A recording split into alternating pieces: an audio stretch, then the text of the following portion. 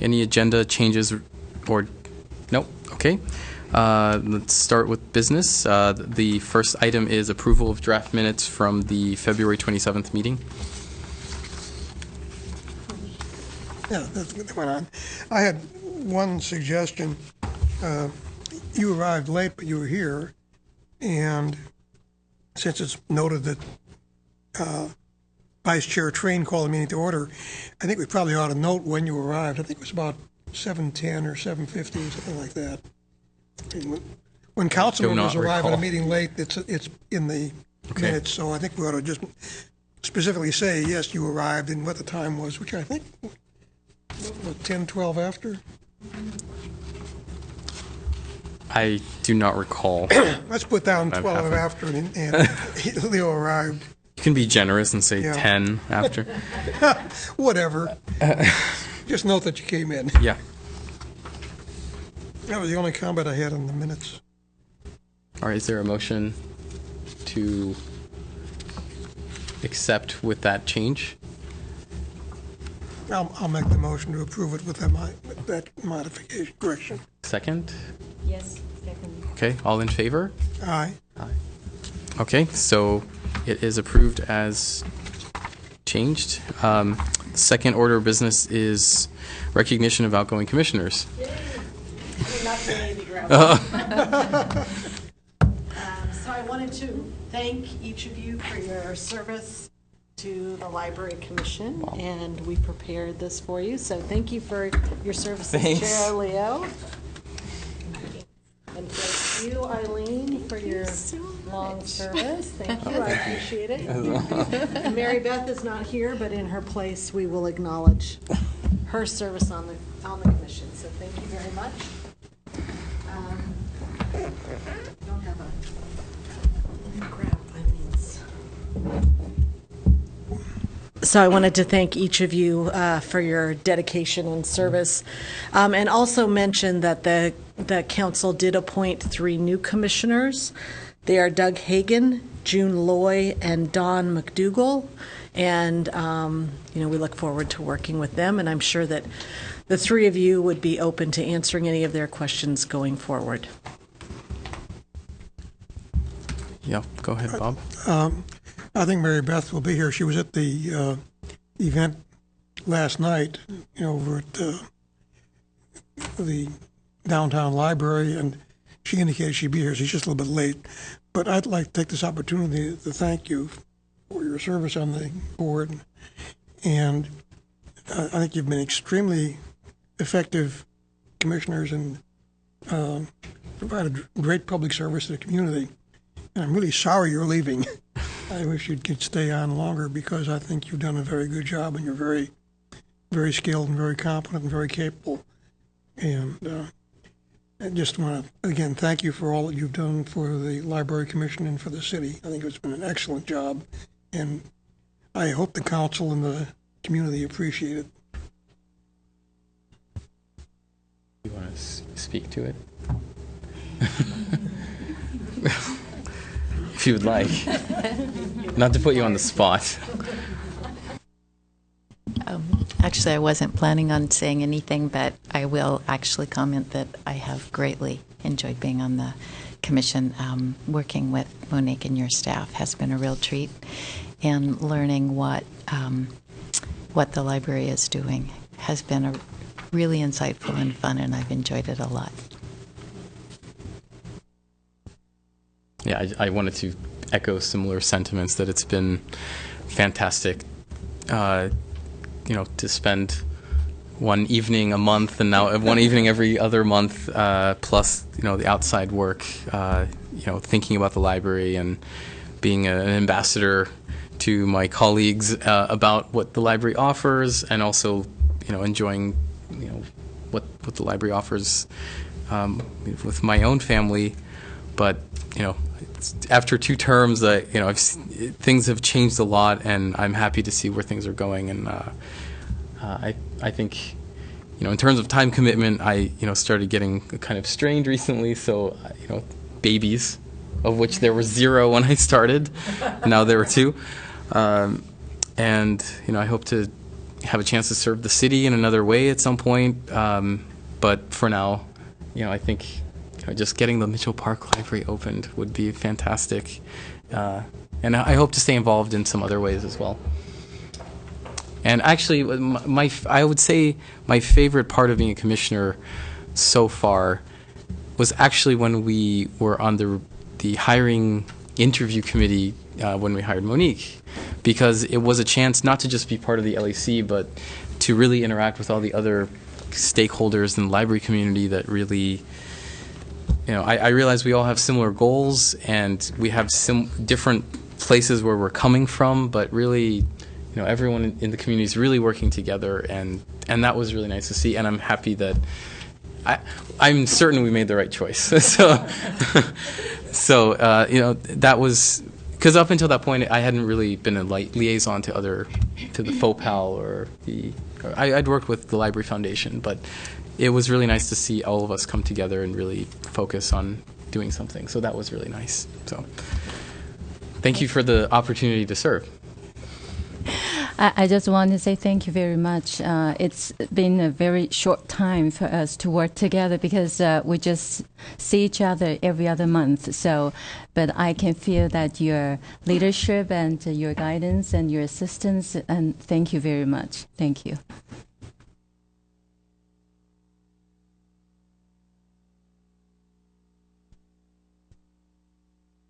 I just want to say that I've appreciated the opportunity to serve. It's been an honor, and I have really appreciated working with my fellow commissioners, the people who are here in the room, and also their predecessors. And I'm very grateful for my tour, and am excited looking forward.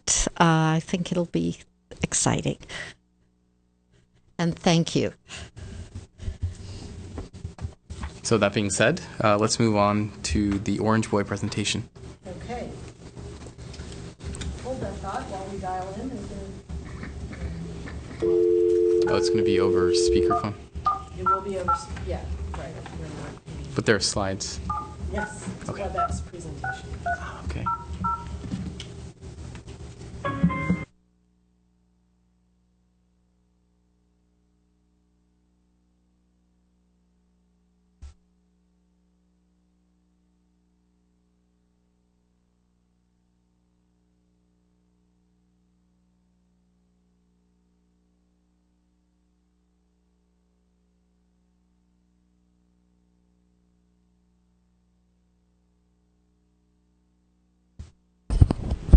Hey, Nikki.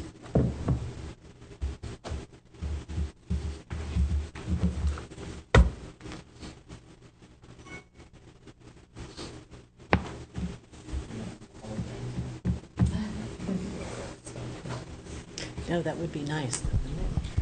Oh, goodness, I'm sorry. I was muted. Hi. Hi. I was talking and I couldn't figure out why you guys couldn't hear me. So I had muted myself. Sorry about that.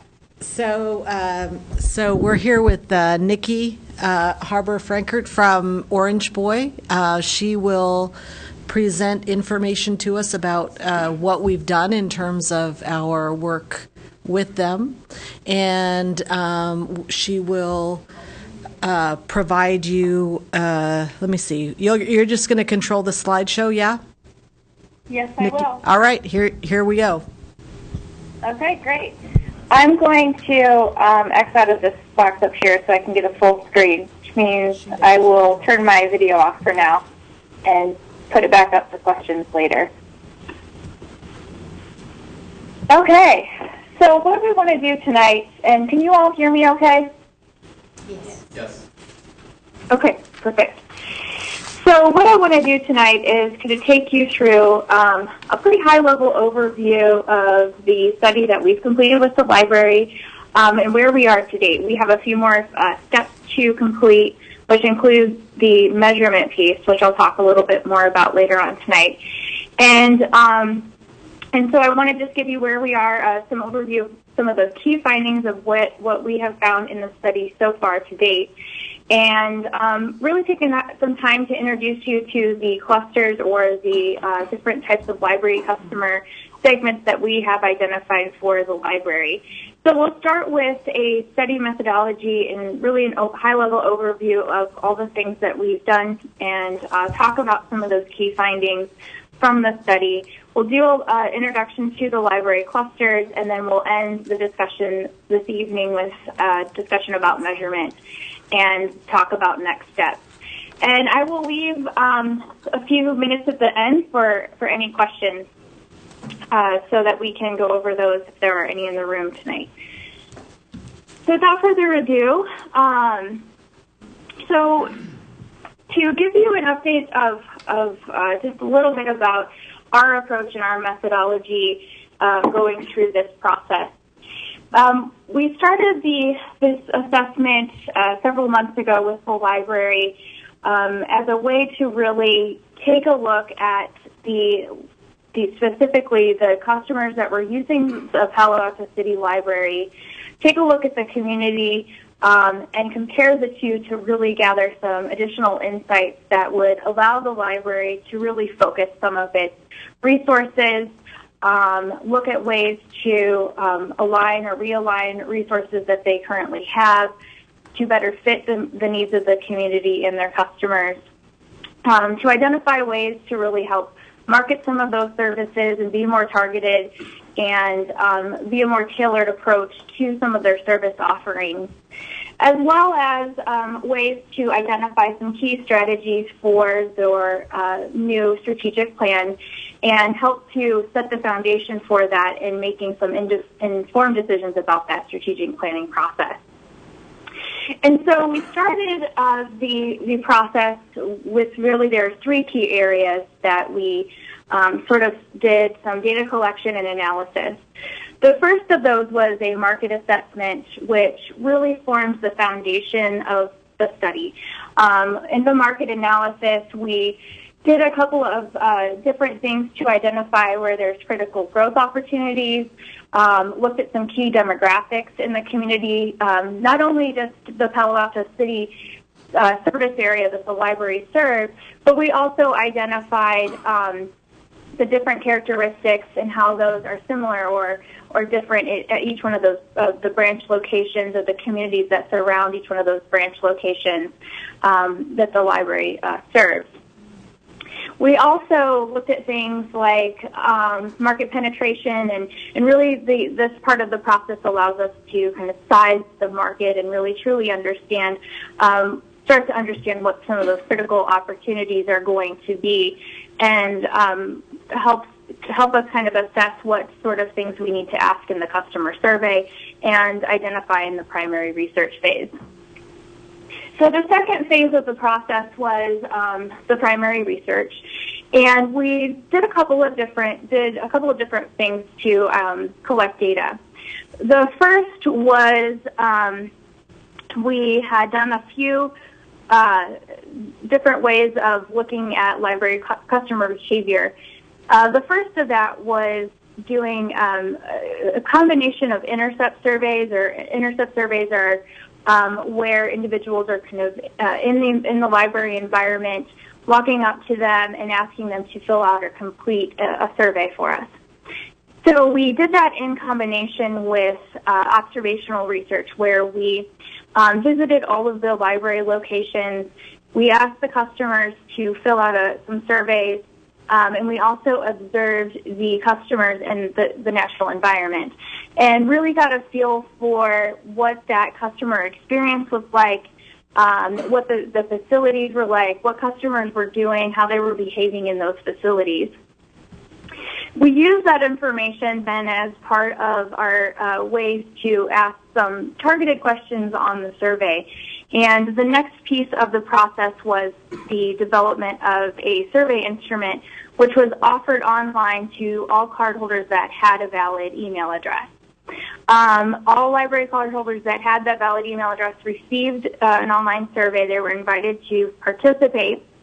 And we had a couple of various questions on the survey that asked about customer behavior, specifically, which was one of the things we're studying as part of this study, is to really try to understand the ways that customers are accessing service, the frequency of that access, and truly what they're doing when they're at the library.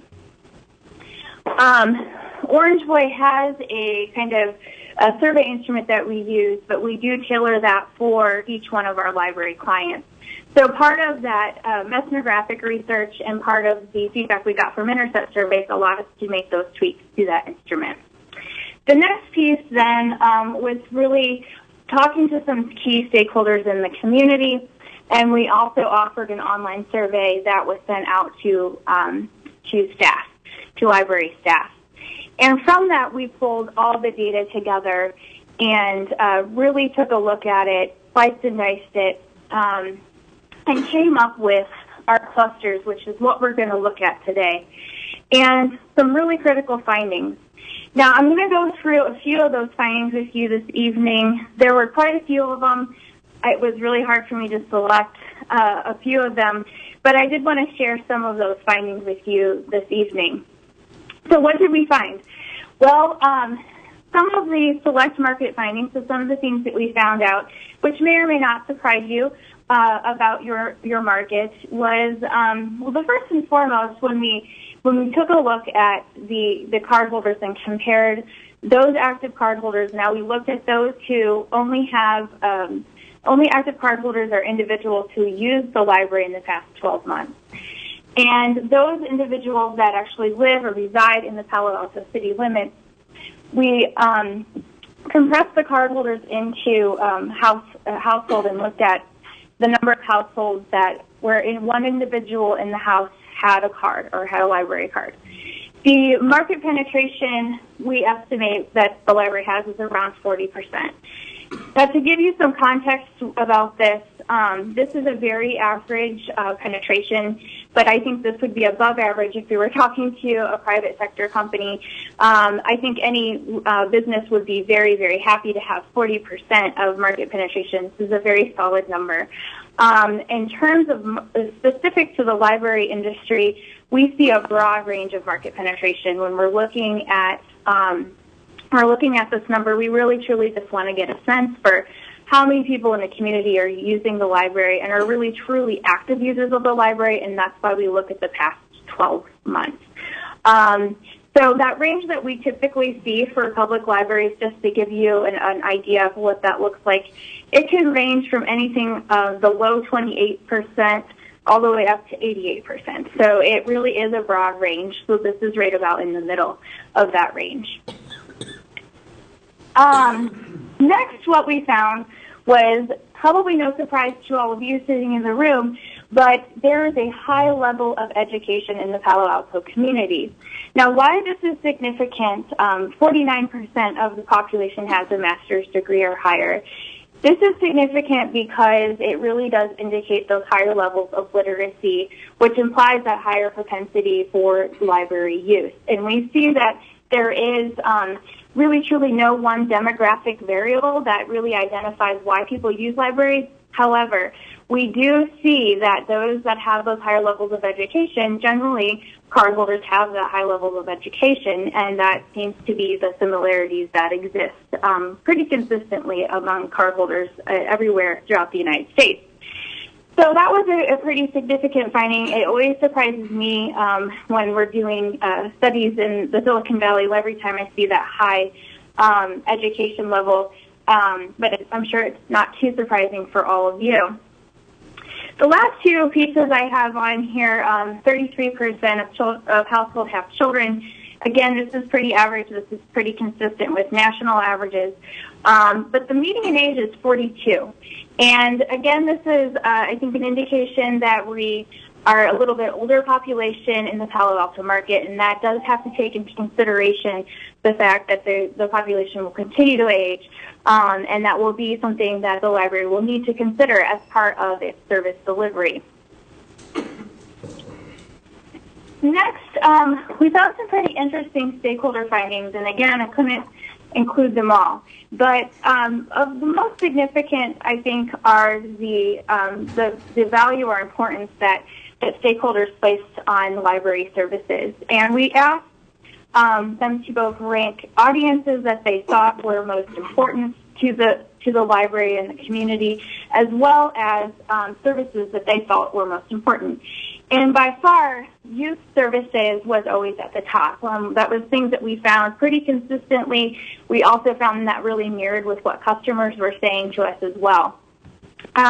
Along with that, there was a lot of a theme to this, the idea of offering online services or virtual services, expansion of the ebook collection, and really recognizing that there is that shift happening in the market, and there is that trend that's happening, and that there is this need for the library to continue to develop its digital services, as well as offering access to technology. So again, this is a finding that I think is really important as we're considering the role of the library, and the library is looking at future strategies in ways for not only customer engagement, but engagement of its community, what stakeholders feel are important to the community. We not only studied customers, but we did take a look at some of your lapsed users and non-users. And we did some statistical analysis that allowed us to find a couple of different interesting things. The first of those, when we did the cardholder survey, we filtered out those individuals who had used the library in the past 12 months and those who had not used in greater than 12 to 24 months. And we called those individuals lapsed users. Now, lapsed users, I think, provided some really interesting insight. And there were approximately about 50% of all the cardholders in the file were lapsed. So it is an opportunity, I think, for re-engagement of this group. And it is simply just kind of what we see as possible potential engagement is communication, trying to get these people back into the fold. So one of our top three reasons that these lapsed users had indicated that they no longer use the library is because that they're busy, they use another library, or because of new technology. Lapsed users also don't read as often as active library users. So we do know that those are some key differences, that we do see those higher levels of reading that is shared among library users versus our lapsed users. But the interesting thing is, the thing that we find pretty consistently is this, the reason for non-use is a busy lifestyle. And we know that, that's not going to slow down anytime soon. So the offering of convenience-driven services, mobile types of services are pretty attractive, or can be very attractive to these types of users that are looking for more convenient ways to access services when they need them. So that will be something that I think the library will need to consider in the future as part of its strategy. The next is the non-user population. Now, we did not do any formal surveying into this group as we did the lapsed users. However, we did do some statistical analysis where we were able to identify some key population segments of non-users who did not use the library and look at some of their demographic characteristics to see if there were any similarities. And what we found was that of the non-user population segments, those that were most similar to the cardholder customers were those that were residing in larger households, so they had 3 or more people in the house, which indicates they're probably most likely families, and have higher levels of education. So these are really important indicators, and I think that this goes back to what we see and what we're going to look at next are your customers. We see a very similar type of trend in the customer data. We know that it's families. We know that children or families with children in the home are a natural audience for libraries. We know that education is something very valued in the Palo Alto community, and so it's not uncommon to see that they're bringing the child in to model that reading behavior. That brings me to the next and kind of final part of this the findings, is the customers. And we have identified 11 different user segments that are based off of library usage behavior. Now, as I mentioned before, we've never been able to find one key demographic variable that allows us to predict different types of ways that people will use libraries. But we do know that their past behavior is predictive of future behavior. And so we use this behavioral analysis to really help us in the library understand for ways that it can orient its services. And so of those 11 clusters, I've kind of lumped them into 3 bigger groups here. And we'll look at them individually in just a few minutes. But I think what's interesting here is what I kind of already alluded to before, the differences of ways that library or customers are using the library. 14% of the customer clusters primarily use the library, or 14% of your customers specifically, primarily use the library in a virtual way. Now, I expect that this will continue to grow as we see trends continue to shift and the formats continue to shift in the digital format. The next is that 12% of customer clusters are destination-oriented. And I think this is interesting compared to your 74% of total customers being borrowers who prefer more convenience-based services. So we have really 3 critical, if we're looking at these behaviors, different channels and different ways that customers access these types of services. And I think that the facilities are going to be more important for obvious reasons to those clusters that are more destination-oriented, and we'll talk about which ones those are. Those that are more virtual will never set foot in the library, so that website becomes a very important channel for the library. And the third one, the borrowers who are more focused on materials and convenience-based, and I say convenience-based because the data supports that customers are coming in and out as they're doing other things and other activities, and generally are placing a high level of holds in how they're using the library on those materials. So different channels, different ways, and potentially helping some of those borrowers that are using more of those traditional formats to start to help them make the transition to digital is going to be an important consideration for the future.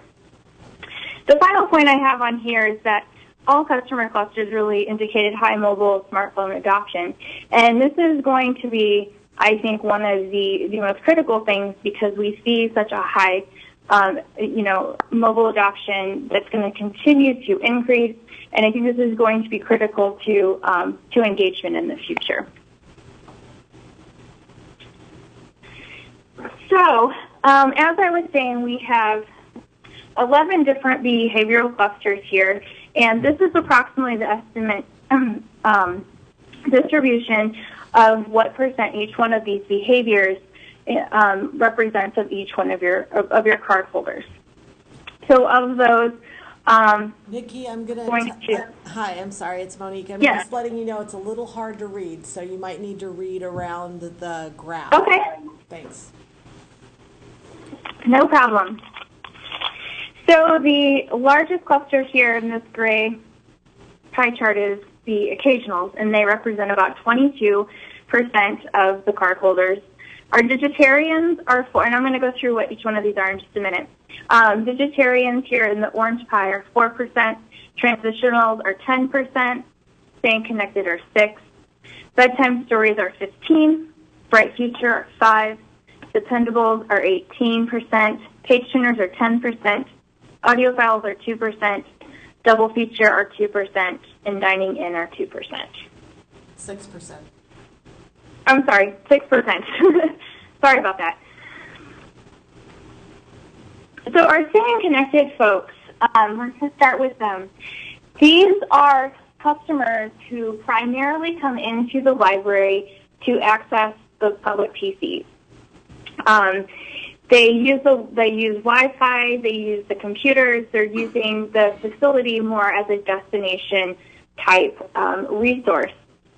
whether or not they're really using the computer for personal or for work. It doesn't, we don't make that differentiation, but we do know that there are very frequent users, they're very loyal users of the library because they're there almost on a daily basis.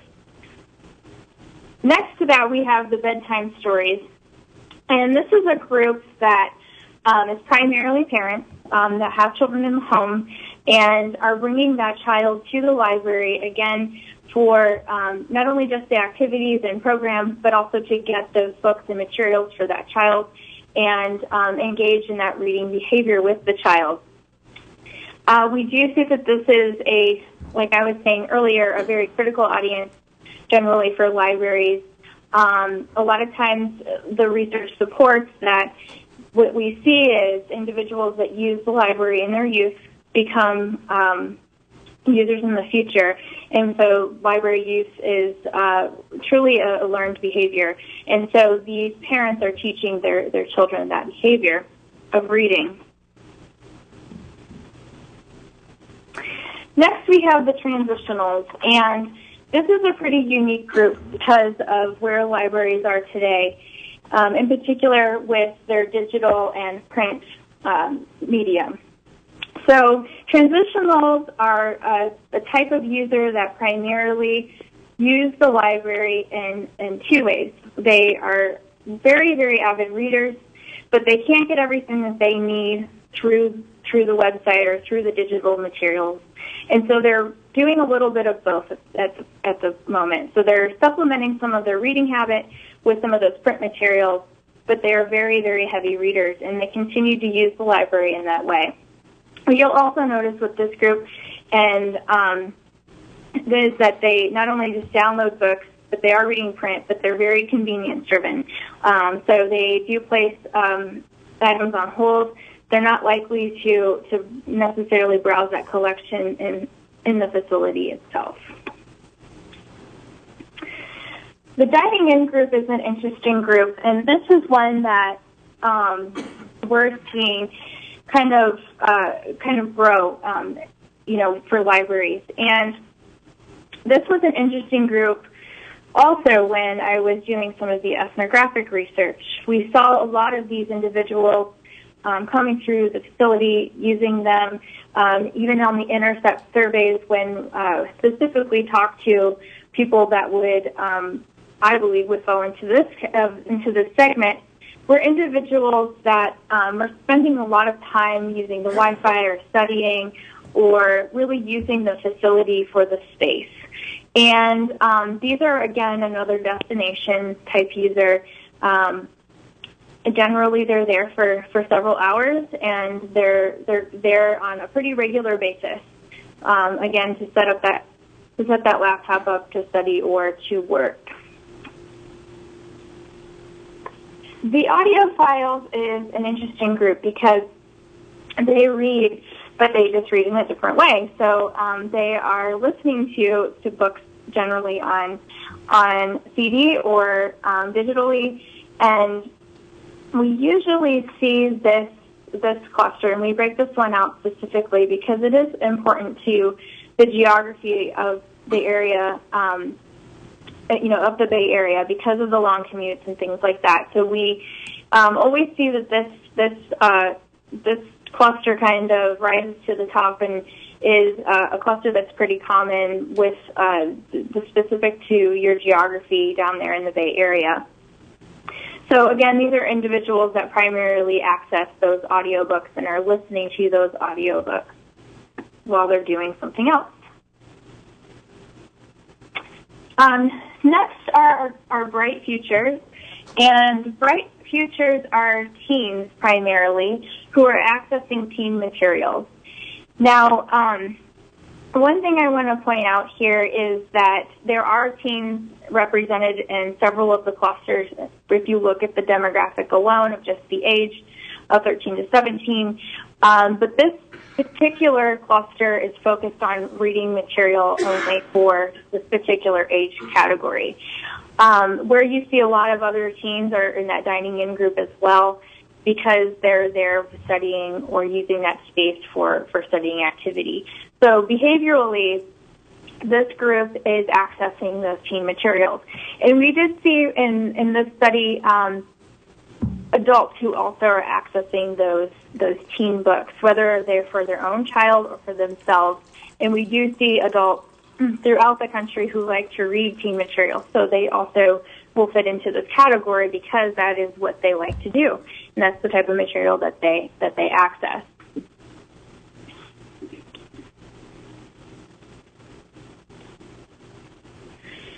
The next are the dependables, and this is kind of more of the traditional type user of libraries, and particular to Palo Alto.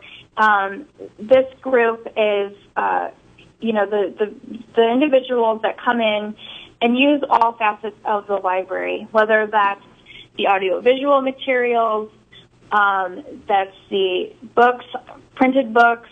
They can sometimes check out other types of items. They are a borrower type of behavior, but they're dependable because they're there on a very frequent basis, and they pretty much know the ins and outs of the system. They're very, very active users. They have a lot of activity. They borrow large volumes of different things like books and CDs and DVDs.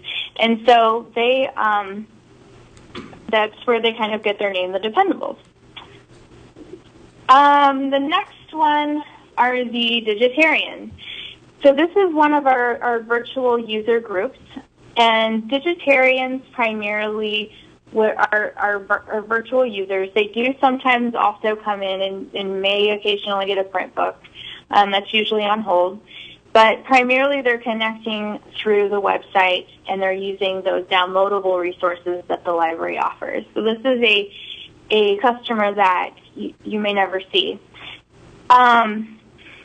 They're also very heavy readers, and they also do other things while they're online. It's not just books, but they will sometimes also download other materials and access other resources as well.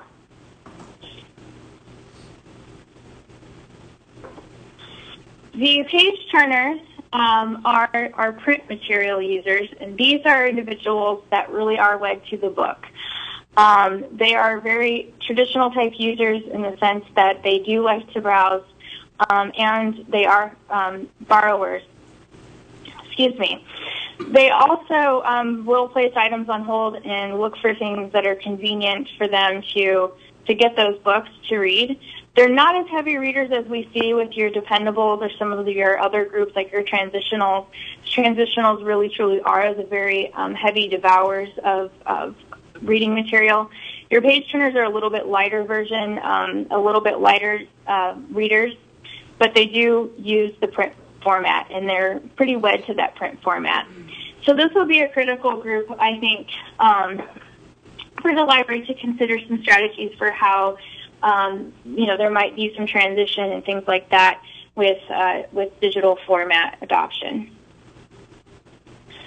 Our double features are primarily users of the DVD collection. They're visual individuals and primarily will browse the shelves, and they do sometimes place items on hold and do other activities when they're in the library, but their primary need that they're fulfilling is to get a movie from the library. So that's how they primarily access the material. And finally, we have our occasionals. And our occasionals are our infrequent users. Occasionals are pretty light readers. They don't read very many books a year, so it's less than 10 generally, and they don't access the library very often. The occasionals get their name because they use the library about once a quarter, about 4 or 4 times a year, and it's usually to fulfill some specific need. This cluster is also pretty convenience-driven, so they do place items on hold and other things like that to access their materials. So those are the clusters. From here, I'm going to move into measurement and talk a little bit about how we do that and just a little bit, give you a little overview of measurement and what that means for the library. So from this point, where our process shifts is we've already have gone through the clusters with the library. We've talked about specific outcomes. We've talked about prioritization. And we're moving into the phase where we're looking at ways to measure specific outcomes. And those are specific to cluster outcomes. So what is that? What is it that we want our customers to be able to achieve? What is the end result of our interactions with our customers? And how can we measure that? So like most people today, libraries are really making a shift, and what we're seeing in the library industry is the shift to more accountability, being able to use data to make decisions, and really measure results and have results that they can use then to evaluate strategy and really move the organization forward. So what I have as an example on here is of Mint.com, and I don't know if any of you are familiar with this. But the reason I put this up here is because it's really no different. We're seeing, individuals are measuring their own personal finances. We've got other examples of different ways that, customers are managing their time, they're managing their own finances, and many organizations are making this shift to using dashboards and metrics to measure. We always say here at Orange Boy that if you can measure it, you can manage it, and that's truly what the point is of the performance measurement application of our dashboards is really all about. So we're really no different than a Mint.com, where we take the data and information that the library is already collecting about its customers, and we integrate that data so that we can provide meaningful insights for the library to measure their results. All of that data integration, it displays metrics that are that we will be talking about with the library over the next coming weeks to identify really visually some key findings about their, not only the performance of the organization, but what are their customers doing in those facilities, and how can they take a look at that and measure that in real time to get a pulse on the organization and make those actionable decisions. So I have a example here of a dashboard, and this is the direction that we're moving with the library, as I said, the next steps. But we cover and look at a couple of different things. Market penetration is one. We also look at customer clusters, which I actually have a little bit zoomed in example here. But we're looking at ways that we can identify and continue to measure results of the interactions not only with the customers, but ways that we can also measure that ongoing performance of the organization so that we can look at ways that we can achieve the outcomes that we have identified through this process. So I have a metric on here for our customer clusters. And really what this is doing is allowing the organization to measure how the customers are behaving. It's the example I have up here specifically is really no different than taking a look at your dashboard on your car in the morning and seeing if the check engine light is on. So we're looking at our customer clusters. We open the page up and we can see specifically who our customers are in that specific week using our libraries. Now, each metric that we are going to be working on to develop will have different things that it measures, and this one is looking at customer behavioral performance and looking at it system-wide, but also looks at it by branch level. So you can pull this down for different weeks. You can also look at the branch location and see who your customers are in those branches. So this allows the library to really understand how the customers are using the library if that customer behavior is changing, are things that they're doing as an organization really moving the needles on the dashboard? Is it really impacting behavior? If not, what can the library do to continue to affect behavior? And what are some ways that the library can really market the services and tailor some of those services based on the reflection of who their customers are at any given point in time? So we know that in this particular case, there are the different behaviors which we are able to describe through the survey and the different information that we've collected about the customers.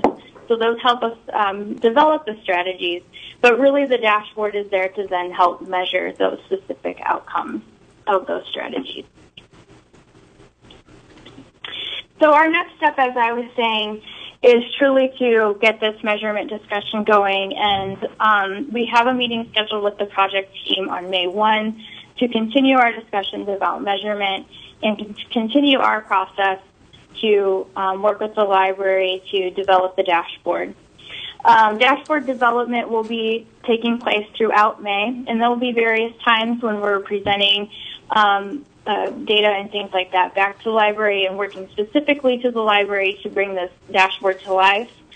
And then we have dashboard training with the team estimated on June 9th or the week of June 9th, where we come back on site and we walk through the dashboard, we talk about ways to use it, and from that point then we start working with the library to really talk at a strategic level about ways that ongoing they can use this data to make those decisions that are critical to the organization and to really becoming more customer focused.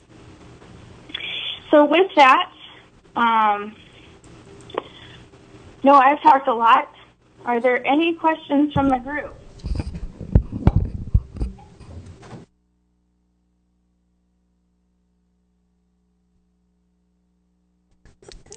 I have one.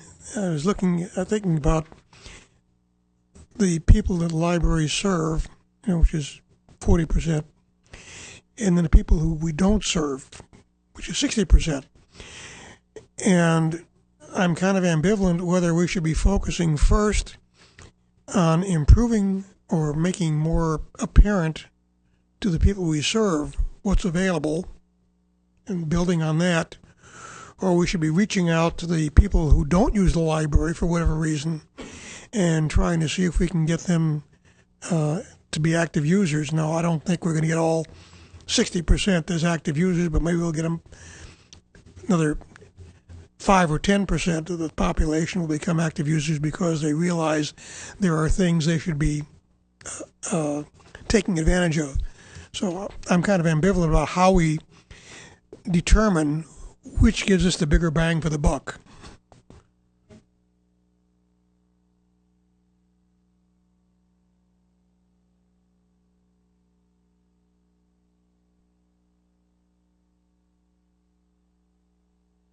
In my experience working with libraries is that the biggest bang for your buck, I think, the very first thing to start with is truly focusing on the customers and those that are already coming to the library and retaining those customers. I've done several studies with communities where the customers, they're losing customers faster than they can get them. And so it's very critical that we do retain those customers that are already coming into the library. Now, I think there are some, definitely some easier ways, I say easy, but they're never easy, easier ways to really kind of approach if you would want to reactivate or re-engage customers. And I think that that's where you can look at those lapsed users and, simply try to get those people to come back and start, using the library. Because when we're looking specifically at things like market penetration, we're looking at that active user number.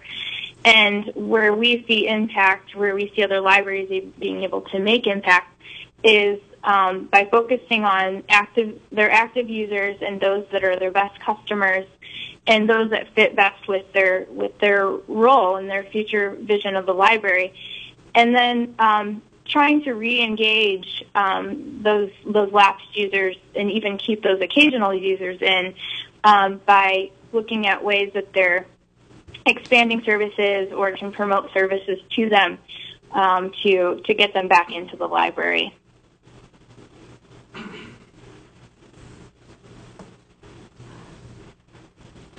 Hi, how are you? Thank you for the presentation. I just have a question. You have a slide that you introduced about the customer clutters. 12% you mentioned that they are kind of in virtual library, and 14% kind of like destination oriented. And you mentioned about 74% that they prefer convenience based service. Could you be more specific about the convenient based service? What kind of service that you found out most our customers would like? The convenience-based services I'm specifically speaking to are those that are offered, like the ability to place an item on hold and come in and pick it up. So they're kind of the in and out user. The majority of those borrower behaviors they're not really browsing, although some of them do browse the collection. They are really accessing those resources if they're coming and going from other activities. So the true people that are using those facilities are those destination type users. And I would argue the borrowers I did lump in with those are bedtime stories. And a bedtime story is kind of a combination of a destination and a borrowing group because they're doing both of those activities. They're borrowing large volumes of material, but they are also bringing their child in to spend time with them or read in the facility. So the convenience-based services are those that are making things more accessible in terms of, and it could be things like policies,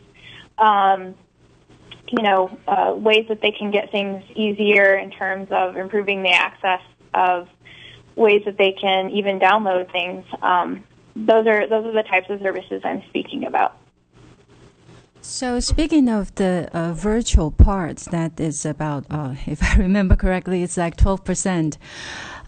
When you say virtual parts, could you be more specific? What are you referring to? To the virtual users? Specifically that group that we're calling the digitarians and the transitionals. The transitionals, they exhibit this behavior where they're kind of a combination of that print and digital use, but primarily are accessing the catalog and using the library in a virtual way. If they could get everything that they need to devour virtually, they would be a digitarian, but they're not quite there yet. They're such heavy readers that not everything that they can read can be made available digitally. So when I say a virtual user, it's looking at kind of their preferences based off of the type of behavior that they exhibit, and then also the things that they're doing. So some of that's coming from that self-reported data that indicates to us that their preferences are more virtual in behavior. So. Just a request. Could you bring back the circular pie chart with the 11 clusters? That would really help me. Thanks. That's okay. Yes, I have another question. Because I think nowadays people are talking about the virtual library. And I don't know from your study, did you find any potential for our library to put more efforts and money on virtual library? Or you think that most people still prefer printed hard copy? Another thing is that according to the population, you said about the median age is about 42.3, and you think that is it indicates that the population is going to age, and we have to be aware of the situation. So for senior people, probably for Asian people, let me put it this way, I don't know if they would like to use digital service or more technology service. So from your study, from your research, do you see any reason that we should put more money or efforts on new technology or to build a virtual library, or you think that might not be the trend? My answer is definitely yes. I would recommend, exploring the expansion to that digital collection. And here's why. Even though we have that large percent of our users that are borrowers, they're using the library in a convenient way. And I think that they're already accessing you through your website. They're just coming in to get the book or that material and getting it on hold. That we know is a very taxing activity that customers do, and it does require more resources for the library to actually go and pick up those items and put them on a shelf. And so not only, I think, will digital resources allow you to free up other resources as well as space so that you can do other activities in those facilities, but I do see a trend in adoption. And your customers, like I said, you have your transitionals and your digitarians that are already using the library in that way, and the trend is going in that direction where we're seeing more and more digital. We saw that trend with DVDs. Now everything's going to streaming. We saw that happen to CDs. And I truly believe that books are next. And I think it's going to continue to grow in that area. And I think that is a critical consideration for the library in the future. Thank you. Mm-hmm. So, Nikki, I'm curious, when you did your research, did we look at all, or did you look at all in terms of users' knowledge of service? One of the things I notice whenever I talk to people is surprise about something that's available, such as they don't even know that they have ebooks available, that they can get ebooks that they can download, or the various devices they could use them on. And I'll get that, with the magazines on Zinio, with all the various resources in terms of like the languages or the Learning Express. It just goes on. Having been on the commission, I know what the library has, but I'm surprised how much of the community doesn't know. Did we look at all as to knowledge of services and break that knowledge down by type of users or how those users get that knowledge? We did not break down the clusters by awareness, but we do know that, based on some comments, that the survey itself is a way for customers to gain some awareness of services. So it kind of serves as a two purposes. A lot of comments that we read are, I didn't know the library had all of these services and things like that. But we did not ask specifically about awareness. Now, we did ask about importance of services, and that's a little bit different type of question. But, like I said, we did see some emphasis placed on the youth services and, online services and digital services that rated pretty high in importance.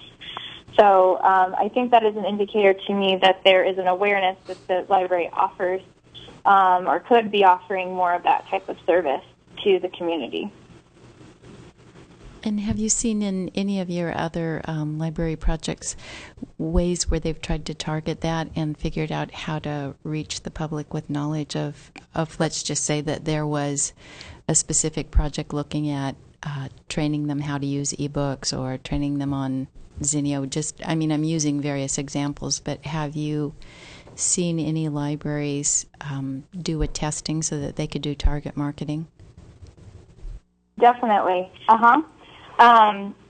That's actually, we're working with several libraries on that right now. The next iteration of our product, that is another module that it takes and utilizes this integration of data, is to do some of this targeted marketing. And so our dashboard has a module where we have some clients that are working with us doing some A/B testing and different types of really targeted marketing using email. And so we're using this data then to apply it to send out messages that are focused on not only just awareness of services, but again, going back to that comment I was talking about earlier about retention. And we have found and I've identified that the first 90 days that somebody becomes a cardholder is really critical. So what we're finding is we're doing things and testing things like new cardholder emails that are going out as soon as somebody gets a card. The system is notified and it automates a message out to that cardholder and says, "Welcome to the library. Here are services that we offer," and it lists a few really different kind of diverse things that the library does. And we're finding really, really high open rates on those messages, upwards of 90%. So we know that people are reading these messages, and it is impacting use as well. So we can actually tie back. We've been able to do this, tie back people who get those email messages to their circulation, and we can see those people that are getting those email messages, their circ actually it spikes the day that they get the message. So we're seeing that is definitely happening, and awareness is a really critical thing. And I think that goes back to that retention, raising awareness about services, and also, getting that customer re-engaged before they go somewhere else to get that service. So definitely, it's definitely going that way. I had one question about the market penetration. So you mentioned it's currently at 40% in Palo Alto, which is sort of on average with similar cities. I'm just wondering, what is a realistic goal, in terms of increasing that? Is it? I think Bob kind of mentioned this, but is it something like increasing it by 5% more? Are there cities with much higher percent than we have? And I'm just wondering if there are strategies that can help that.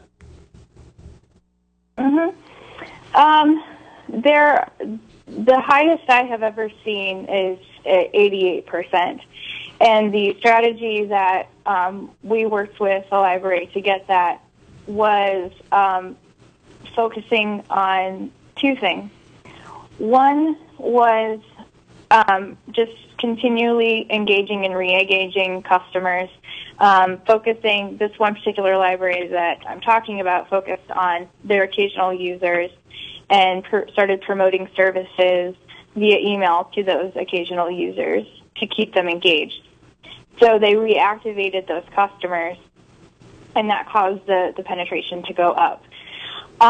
They also have been very adamant about getting cards to youth, and that required them to change policies, which allowed the children to come in and get a card without a parent's signature. But then that got a library user in the households, and so that penetration rate went up. So there are definitely things that can be done to impact that number, and those are just a couple of examples. But I really do think it comes back to re-engagement and/or not losing customers in the first place. So that's one. And then two is, finding creative ways to continue to engage the younger customers so that they continue to use the library in their adulthood. So, and those are a couple of examples of that. One more question, and it's related to, we have two new facilities that will come online in the next, not sure about one of them, but within the next 12 months, presumably. And are there, I'm not sure if you've seen this in the past with other systems you've worked with, but are there things that can be done as part of the reopening of, or opening of a new physical facility that can, I'm sure there will be, some momentum going into it, but are there things that can help keep that momentum going once the new facilities are open?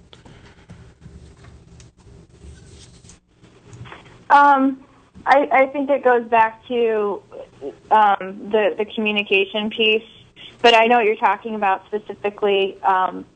People generally get very excited when a new facility opens.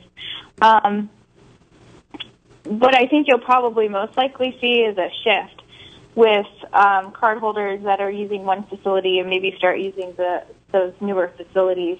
That's kind of a common thing that sometimes happens. And so I think there are a variety of things you can probably do to keep the momentum going.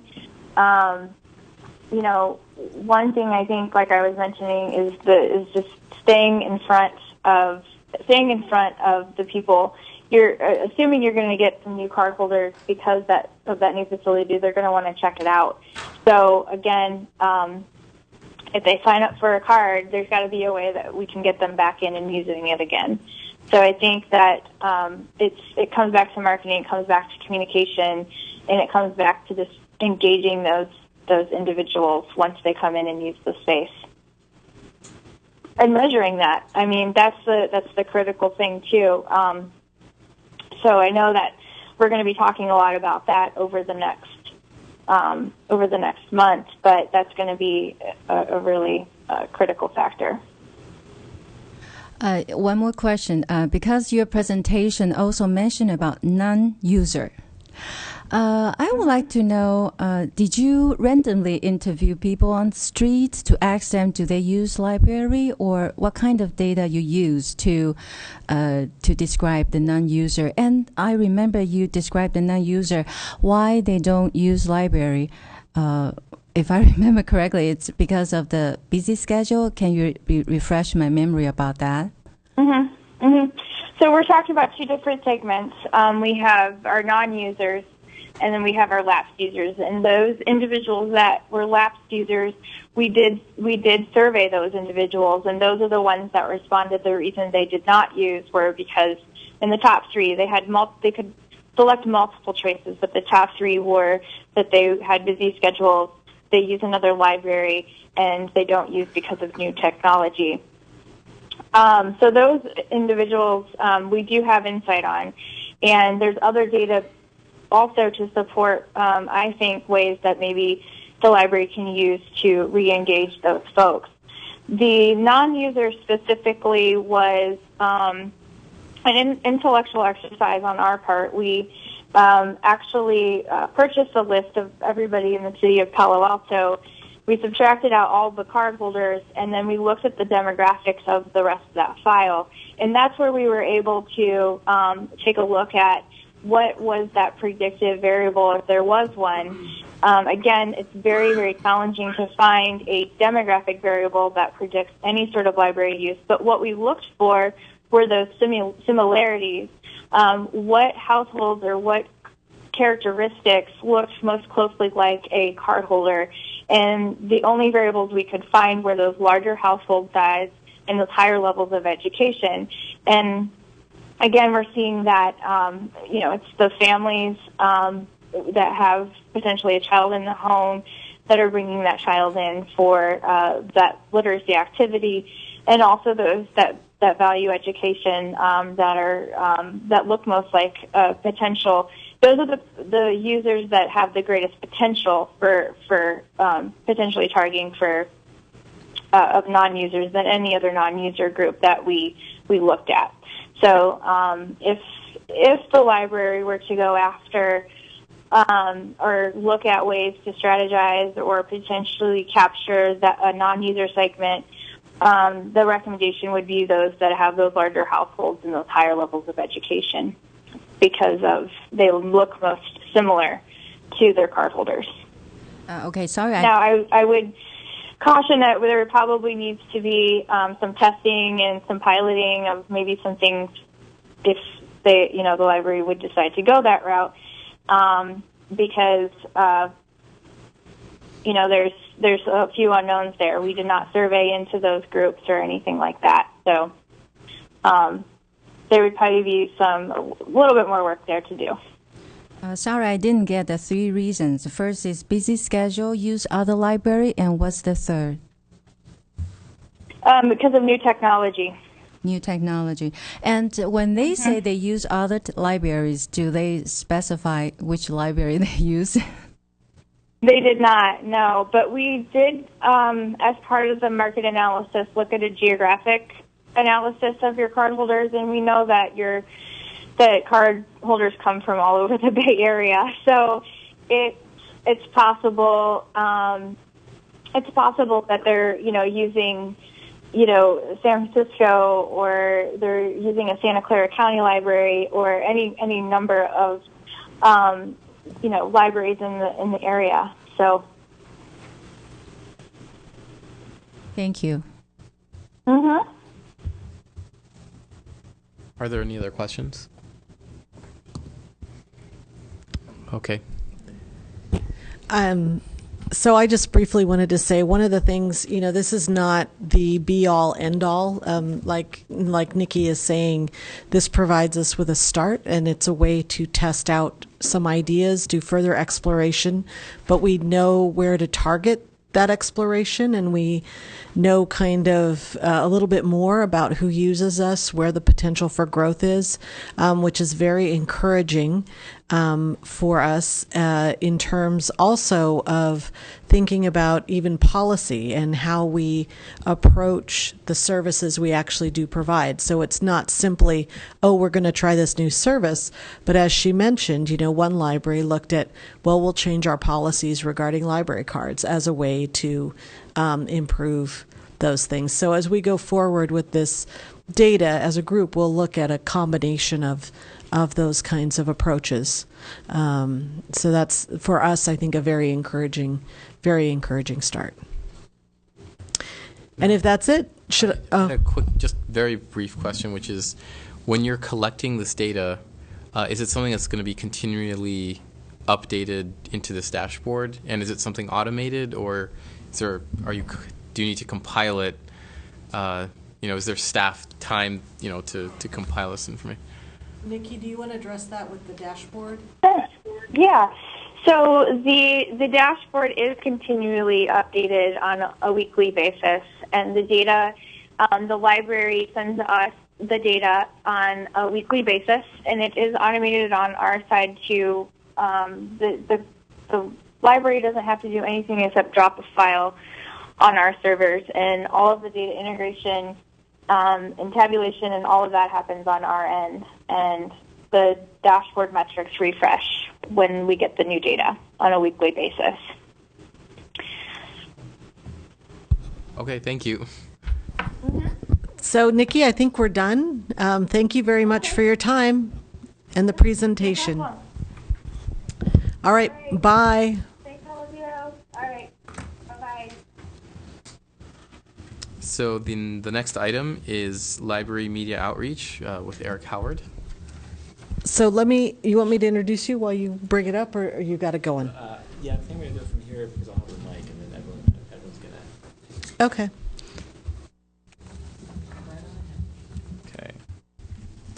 Okay. Thanks very much. It's always great to be here. Last time we met, we talked about a report that came out by Pew, which was an opportunity we tried to seize, but we weren't terribly successful with it. We were trying to pitch this to some reporters to try to get some attention about everything that libraries offer their communities. It was a nationwide study, and some of that I'm going to go into here, but we didn't want to leave you with the impression that that's all we're doing when it comes to trying to get publicity. So this presentation is about some of those efforts, But what I want to tell you also is what this presentation is not. Which, if you want to go to the next slide, this is not about a media plan. That will come soon, in probably about 8 months. But this is one of the, just as Orange Boy is a great start for figuring out how we're going to pursue marketing. That's a big component of this, and we're going to be learning from that as we go forward to inform the media plan. And so this is some of the first steps that the staff and I have been taking. So if you want to go to the next one. So basically, let's start with the fundamental question of why get publicity. And this is straight from that Pew study. 95% of Americans ages 16 and older agree that the materials and resources available at public libraries play an important role in giving everyone a chance to succeed. There is amazing popularity for libraries across the country. 95% say the public libraries are important because they promote literacy and a love of reading. And then I thought this was very interesting that they point out in the study. As a rule, people who have extensive economic, social, technological, and cultural resources are also more likely to use and value libraries as part of those networks.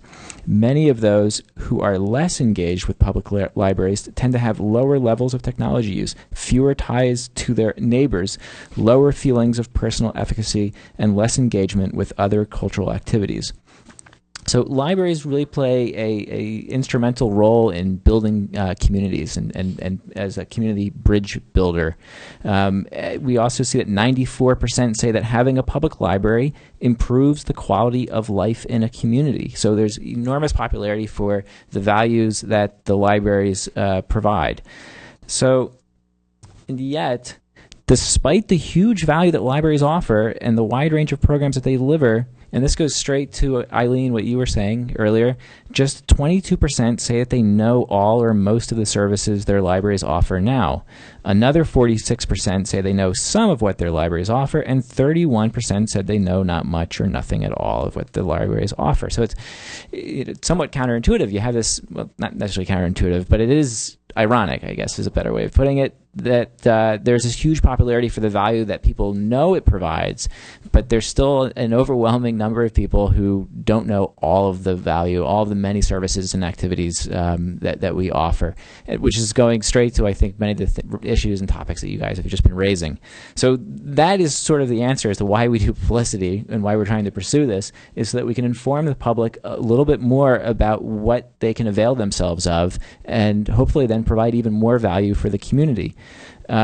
We started back in January. We formed 4 teams to cover 4 big areas of the library. One is reference, trying to figure out how we can improve our game when it comes to reference. Another team is working on reviewing all of the policies and how we can provide better customer service. We're doing a great job, but we believe strongly that we can always do a better job, and that goes straight to Nikki's point about keeping the customers that we have and continuing to engage them and invite more customers in. The other team is rethinking what we can do with the volunteer program. We know that we have an aging community, so what types of programs can we offer to engage more of the community through our volunteer program? And the last team is the team that is focusing in on publicity. So that's really what this team here is focusing on. We meet once a month. We've had 3 meetings so far, and we've also met online. And that team, we have different names for these teams. This team that does publicity is called Can You Hear Me Now? And so they have so far basically looked at the broad outlines of what we're trying to inform the public about and brainstorm about ideas that would really capture the public's attention and inform them of some of these services. So this has been generated out of three meetings, and here are some of the ideas. And before I dive right into that, you can go to the next slide. Thanks. We want to ask the basic question of what gets news. If we're going to try to inform the public, how do we do that? How do we piggyback on news stories that explain and tell our story? So what gets news? New things, interesting and valuable things. But as everybody knows, that's not enough. So we have had a great deal of success so far. I really do believe that we have a winning formula, which we could boil down to this: great programs and services plus great staff. And the key here is with the right leverage equals excellent public awareness. So if we break down our formula so far, here's some of our great staff. This is Cheryl Lee, who's been here before, and she did a presentation about the programs that she runs. She got national recognition for everything that she does. It's an award called Movers and Shakers. She does lots of very creative programs, and many of these programs are things that, if you want to hop to the next slide, you can see some of the news coverage on the left column there. She tries to bring in people who don't normally think of the library as a place that would be providing the brew university, learning about the history of beer, how to make beer. So these are hopefully some of the people that are outside that 40%. They learned about this activity going on in the library. It invited them in, and then they hopefully begin to discover many of the other values that we offer. So we try these very creative things, and the thing that's nice about it is it does just that. It brings in people who don't normally walk into the library because they didn't connect this with the library before. But because it is different, it's a little bit edgy, it's new, it gets us news, which then hopefully helps us advertise this program even more. And people begin to think about the library. The other slide, the other column is about one of the other services that we provide, which Nikki was talking about quite a bit, the e-services that we offer. This is about the Enki collection that we developed. That was a result of meeting with reporters a long time before we took on Enki. So that was a really important part of the ingredient, is building these relationships. Great services, great programs, plus great staff, and then leveraging that, which I'm going to get into too. So what we did in one of these team meetings is we tried to think of all of the different, we call them tentacles, all the different things that we have at our disposal right now that allow us to connect with Palo Altans. And it's a long list, but nobody before had really just sat down and said, what are all the different things that we can use to try to reach people? And the advantage to doing that, to creating this list, is that we don't have to be. It's hard sometimes to keep 3 things in your head when you're trying to connect with people. But very few people can keep 30 things in their head. So once we have this inventory, the idea is that now we're going to use it a little bit more strategically and comprehensively, so that we're really trying to reach deep into the community. These are just some of the examples of these tentacles. We're really ramping up social media, and in fact, I'm going to just pass around. This is our latest brochure, and you're also holding. It's not on there because we only listed 5 of these tentacles. You're holding one of the tentacles, which is our brochures, which is one way of communicating with customers when they walk in. So social media, we have Twitter, Facebook, and much more. I just listed here on the inventory Enjoy, which is the catalog that goes out to all Palo Altans. It's CSD's catalog. They allow us to piggyback on it and talk about all the different programs and services that we have. We have the school's newsletter, which we often avail ourselves of. We have in the past also taken advantage of the utility mailings and advertise services and programs that we have through that. So those are just 5. You're holding a 6th tentacle, which is our brochures that we create. And then if you just want to go into the slide, this is showing you some of the progress that we're having with the social media. How many people are following us, and we are trying to always figure out new ways. The staff is a number of the staff members will be taking a program in another 2 months that will allow them to study how we can measure our impact through social media more. So that's part of the program that we're going to be trying to put together for our final media plan, is trying to figure out the return on the investment of the social media and how we can be more strategic in using it. So So there is more to come with that. We also, it's some time, we've been in the works to try to get a YouTube channel, which we now have. So we'll be taking advantage of that. So I just wanted to briefly touch base on some of the direction that we are going in right now for the future. We're going to continue this formula, and we're going to build on it. We also work closely with the city's chief communications officer, who helps us build these relationships with the media. The other thing that we're going to be doing is we have been brainstorming on specific campaigns that we believe can really highlight some of these services, and the importance of having clearly delineated campaigns rather than just when we know we're doing a program, we go out and we try to get some media attention, we do the press release, we call up some reporters. We want to create long lead times so that we have that opportunity to really educate the reporters about what we're doing, make sure that if they have any questions, they can follow up with us. So that is one of the reasons why we're going to be delineating through these campaigns more specifically what we offer the community. And we're going to be working on building relationships with our partners more too in this effort. The other thing is, as I mentioned before, trying to be more strategic with all of the 30 tentacles that we have. Part of that is we just started creating a database. Really, we're trying to design it right now for all the community partners that we have to try to look back and see how these community partners worked with us. We want a bigger picture so that we can take advantage of everybody out there in the community who shares our mission with us, so that we can bring them on board, take advantage of their contacts and their networks. And then, as I mentioned, the staff is going to do some training on social media and trying to figure out how we can study the return on the investment of social media more. And then within a year's time, we're going to begin to introduce some of these new campaigns and some of these features. So if you want to go to the next slide. So going forward, over the next 6 months, their team, as it explores the library's publicity options, will seek to define more clearly how the success of its ideas can be measured. And really crucial and integral to this measurement will be the data collected on Orange Boy's dashboard. Additionally, and this is really key, we are embarking on the strategic plan right now.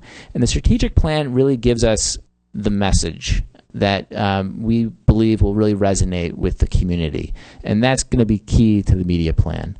You always hear it, stick to the message, and that's going to be what we will use in every effort that we have as we try to pursue more publicity.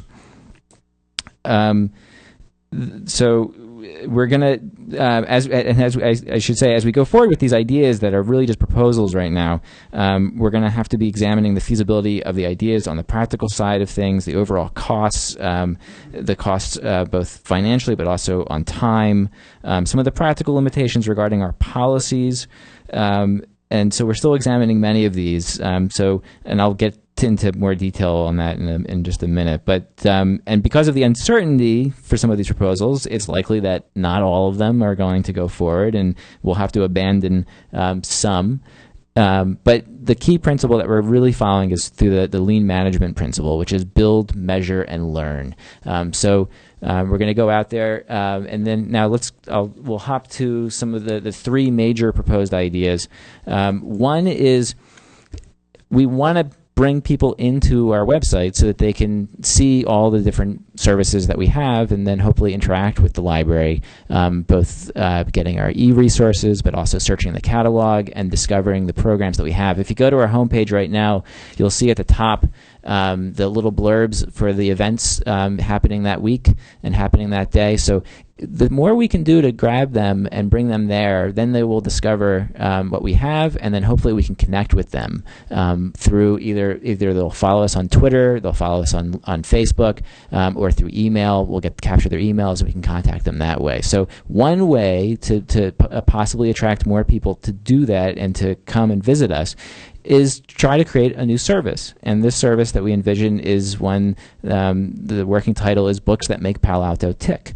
And the idea is to have, on a monthly basis, to try to discover what books are inspiring some of our business leaders, our government leaders, the leaders of our nonprofits here in Palo Alto, and talk to them about why those books matter to them, and try to get the community discussing do they share those interests? And we want to really get them involved in that conversation through our social media, so that it's not just these leaders talking, but we begin to engage everybody in the community. And so we also believe that by doing this, we know that many of these leaders have a wide network. So we want to ask them. We will profile what you're doing, and then hopefully you'll share with your network that you've been profiled on our site, and then hopefully that will take advantage of their network that will hopefully drive some more people to our website. So that's one of the ideas that would hopefully bring in more people to our website. The second big idea that we have is, as I was alluding to earlier, are targeted media campaigns to really focus in and zero in on specific services. One of those, here's a couple that are coming up. We know for sure we're doing War Comes Home, which is with the library succeeded in getting a grant from Cal Humanities. It's a program that will kick off in the fall to talk about how communities can think about veterans and provide more services for them and help the veterans feel whole and the community feel whole when they return. So we're going to have book talks. We're going to have a program with the Arts Center. We'll be in schools talking and discussing books and having veterans come in, and there'll likely be a panel discussion at the end of that program. And this is a clear example of how libraries can be bridge builders in the community and try to get people to think more deeply about some of the challenges that many members in our community have. So we'll be doing a number of efforts to get publicity around that using all of those 30 tentacles that I mentioned. So that's one example. That will be happening. That's not really a proposed idea. That's something that is going forward. But some of the proposed ideas that came out of this is one called Get Addicted, which is an idea to table at Caltrain, where we know lots of people read while they're on the train, but they might not be aware that they can get a free download instead of having to pay for it. So we'll table the event and try to offer people library cards there right at the spot and show them how they can so easily download our e-collection. And so we'll hopefully get publicity around that. So not only will we be capturing people in a very high trafficked area, getting them directly the services that we're trying to provide, but hopefully we'll get some publicity around that too, because it is a little bit edgy. We chose an edgy title for it, Get Addicted. We think that may help get us some news, and we'll again take advantage of all the 30 tentacles that we have. Welcome packets was another one of these ideas that came out of the meetings, which is simply when new Palo Altans, when people become new Palo Altans, when they move here, they get, just as you often when you move to a new place and you change your address, you get coupons from Target, you get a whole packet of information from businesses. We want to be one of those too. So we want to send you a library card that's not activated, but when you get it, you can come to the library and activate your library card and become a customer right away. So that's one of the ideas. And Library in the Box is something that is similar to Get Addicted. It's a way of just being more mobile, being more present throughout the community, outside the walls of the library, and doing a very similar thing. All these things we would try to do press releases around with plenty of lead time to try to get attention around it, so that people will become more aware of everything that the library is doing. And then the third big idea that we have is to do a club for teens. As Nikki mentioned, younger customers is critically important to make sure that we keep those younger customers. So this idea is an opportunity to do multiple things. A big focus of the library has been on the developmental assets, which is a way to help young people grow into healthy, strong adults. The city adopted 41 of these developmental assets. And when we looked at this idea, we realized that it would really address 20 directly of those 41 developmental assets. And the idea is to show how powerful to young people they can be in serving their community. And the other idea is that they will learn about the caring adults around them, the staff who would work with them through this. And there's a couple ideas that we want to pursue specifically with this idea. One is we would have a program where they would begin to videotape the basically all 5 libraries, the workers, the programs that we do over the course of a year, and then begin before we open the new Mitchell. And then after a year's time, we would have like a 25-minute short that would show a year in the life of the library system as the 1-year anniversary of Mitchell's opening. That's one of the components to this media club, but we want to really work with them so that they can help us brainstorm more in ways that we can connect with young people about everything that the library offers, and more things that we can offer, and hopefully we'll learn from them on that as well. So, and they'll become expert marketers as a result of this. So if any of these kids or teens have an interest in marketing in the future, we'll hopefully give them some of the skills on how to do that. So that is the third thing. And then so the next 8 months to a year, as I said, we'll begin developing the media plan in tandem with the results and infrastructure created by Orange Boy, along with that overarching message that's so critical that will emerge from the strategic plan. And then after that period, the media team will meet most likely on a quarterly basis to execute, test, and reconsider the components of its media plan.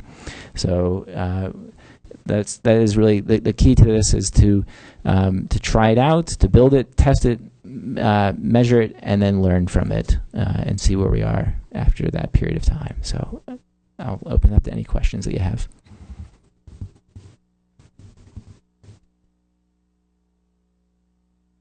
So I actually have a clarification. This is something I asked the first time Orange Boy was here, and I just want to make sure I understand, because I had thought that the tools Orange Boy gave us did not stay with us. I thought that we only had them while they were here.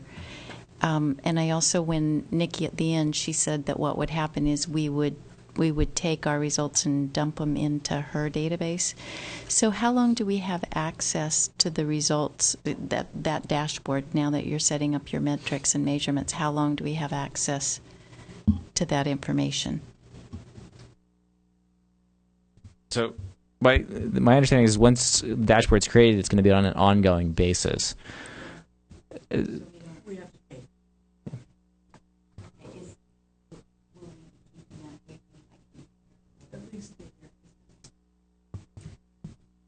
Sorry.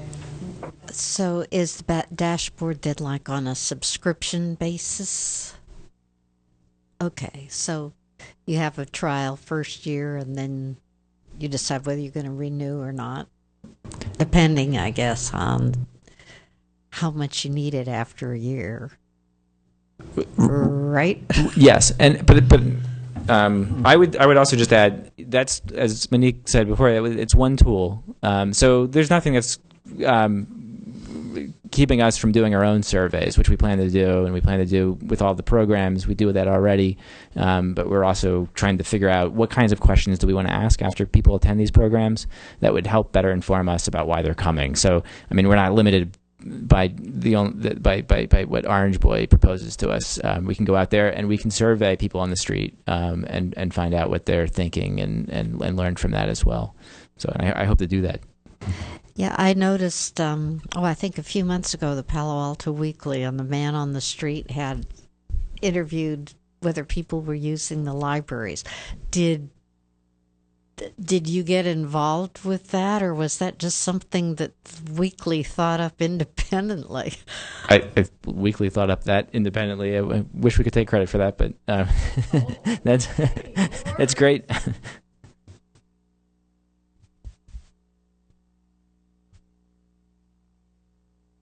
So mine, thanks on the Orange Boy. No, the reason why I was curious is just because of the huge change I'm expecting after Mitchell Park in Maine open, and I was just curious if you'll be able to capture that.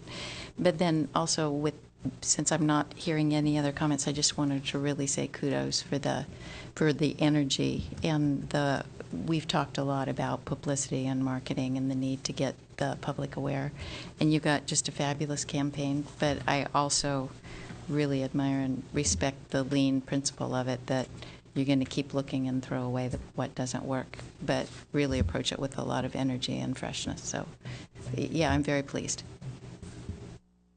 Yeah, I'd just like to add mine too, and the focused attempt, the idea of campaigns. I've been working a bit on campaigns in another instance, and yeah, it's a different way of thinking, but it's really very powerful.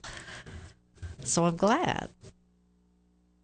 I wanted to mention, I think that we really need to make sure we take advantage of the reopening of the facilities as I mean, that is the, if you look back at the, what is it, slide, what gets news, right? Like, those are the new things we're really, we're going to get, there's going to be news clearly around, oh, there's a new building, a new facility, but the more we can sustain that excitement in the community, which is going to be there anyway.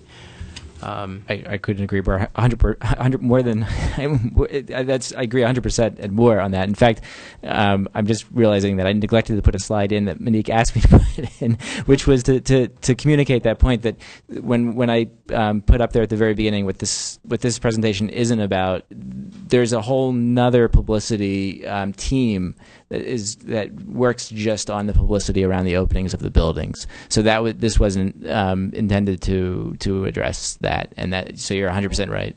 I'm not talking about. I'm sure people will be aware that the buildings are reopening. What I'm suggesting is to take the momentum of that community excitement and interest and channel it into, improving, the number of likes on Facebook, and and then taking all of these people that suddenly like you on Facebook and making sure that the content you're providing, keeps them engaged, right? Because if you basically can easily increase all of these numbers, right?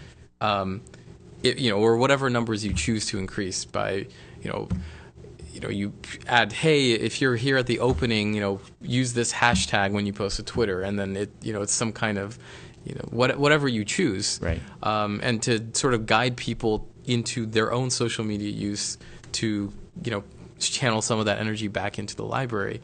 I'm not sure what the ideas are. I'm just thinking, there's a way to take that energy, all of these people that are going to show up on day one, and then as other people hear about it on, day 30, right. And get those people to somehow, make it easy for them to share their experiences. Right. Whatever. Maybe it's something guided. Maybe it's an activity that, hey, here's the tour.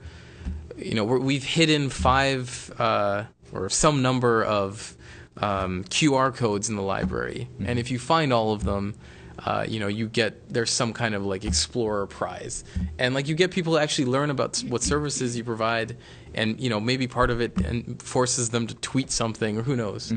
And so it gets the people that do show up to actually engage with the people that haven't showed up.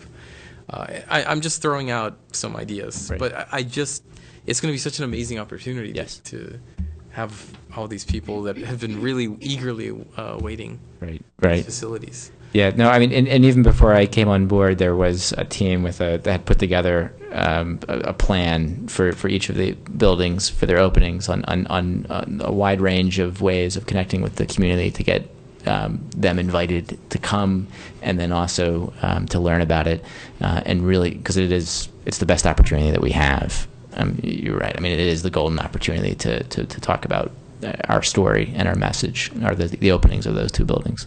And the one nice thing is also they're not going to open on the same day, so you can take what you learned from one and just apply it to the other and see what worked, what didn't work. So that's also nice too. It is. That's a good point. Building on that library opening, I'm confident that someday Mitchell Park is actually going to open, and when it's announced, some of the things that we can do is say, okay, now we've got this big new facility, and we have other new things we offer, like meeting rooms, and we have more space for new books.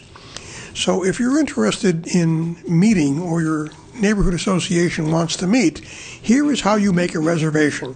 So people get accustomed to the idea that we have the rooms now. And gee, we have room for minority books now. What books, what authors, what, let's say, consistent genres would you like?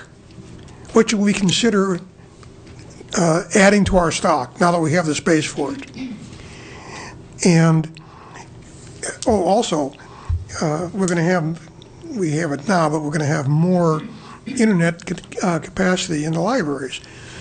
That doesn't, taking back a little history, 20 years ago, 90% of the Palo Alto residents were connected to the internet. Palo Altans are internet wise. So they don't have to go to the library to use the internet, most of them. Some of them go there because it's more convenient. But the fact that the library is going to have the facilities, and oh, by the way, the librarian can help you connect to these things if you're not familiar with how to get there, are the sort of things we should be pushing. So we ought to be putting together a list of, this is what's new, this is what's going to be available, come on down and use it, and give us your feedback on what you want in addition now that we have the capacity. Yeah, no, I absolutely, and I think you hit on a key point here is focusing in on the customer and getting them to really help us drive the direction of our services and the collection. There's many ways to do that. One is social media. That really allows us to connect with them. Nikki also was talking about email, which is one of the tentacles that we use as well. And hopefully we can be communicating with, and we already do, of course, right now. We do all of these things, but it's just a matter of now of figuring out how we can strategize a little bit better, leverage all of these different avenues that we have, and especially take advantage of the openings of these two new buildings to really open up that conversation with everyone.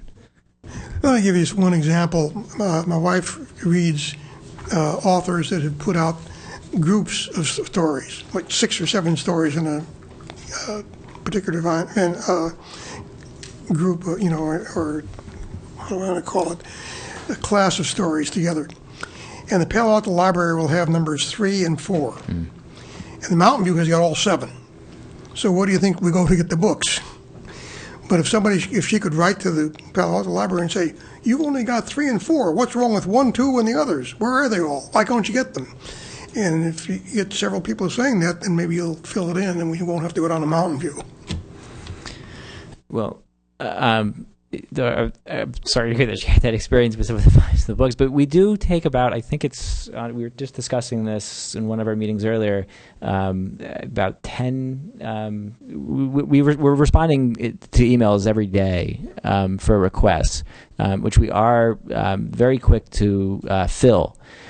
So if customers do, we're very responsive to that, and I think we have a much better record than actually many cities our size. When customers say we want X book, we're very quick in trying to figure out how to get that to them, whether it's through Link Plus or just making that purchase, which we do very quickly. So if she continues to experience this, just send us an email and we'll get you the book. Yes, I want to say that from the study from Orange Boy, we can see that majority of our customers really satisfied the services that we provide. But the thing is that we think that this plan, the publicity plan, is very important because we want to target those people who are non-user of the library. So I think this is very good and look forward to the results. Thank you. Thanks very much. Are there any other questions or? Just one comment. This is the Pew report that is referenced in here. And just to give you an idea, it's huge. They did a really good, detailed analysis of libraries and people's responses and needs and services. There's an awful lot of information in there.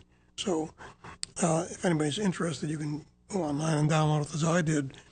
But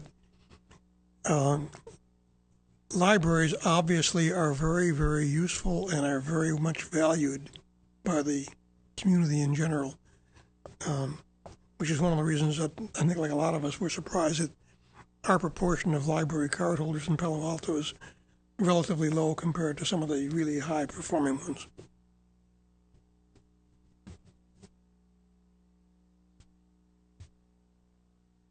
So I think with market penetration, you have to clearly understand that that does not indicate the number of people or the percentage of card holders as part of population.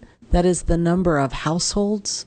So if one member in that house has a card, then that's considered a market penetration. It doesn't indicate that it's per card holder.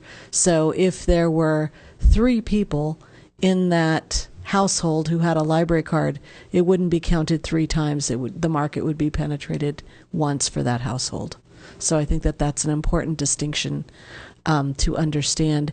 And also there is a form online where you can go where it says contact the library, and you can make suggestions for any title that you think we should acquire, or and especially if it's continuing a series, we do appreciate knowing that, because it's not an automatic thing that we search for to find, have we completed all the series? Sometimes something gets lost, it gets damaged, and there's not an automatic replacement of that. So please have your wife fill that form out. So that 40% means that there are 60% of addresses, Yes. residential addresses, that there's no one who is a card holder. That's correct. Or maybe they at some point they were a card holder, but it's expired completely, or That's correct. They're no longer, the overlay does not include them as part of our database. That's right. okay. That's actually, I guess, larger than I expected. The non-card holders. So Right, but if you think about multiple unit buildings and things like that, you know, and the number of people, renters who move in and out, that kind of thing, 40% is average, right? Okay. So No, I'm not saying it's something to sneeze at. I just mean, I wonder what the percentage of those residences are longer-term rentals or owners who live there versus an apartment building that has a lot of turnover. I would feel like in Palo Alto people would stay longer for the most part, but I'm not. They it's hard to do. say. That was actually some of the demographics we looked at, how long people had owned their homes, whether they were renters, within each cluster we looked at a wide range of data. Yeah. So how long they had lived in their house, what percentage were renters, the total age breakdown, the marital status, the education breakdown, the income levels. Okay. So yeah, what you got today was just a small taste. If we had gone through all of that, it would have taken us 4 hours, like it did for us to review it. So. And I just had, it was actually surprising, even though I've been working in libraries for a while. It's surprising to me, according to the Pew report, that there's a decline of older Americans who are involved with the library. So if you think of Palo Alto, which we know has a aging population, then it's not surprising if that's the trend, that older people do use the library less. Then we're going to have this return of 40%, which is average.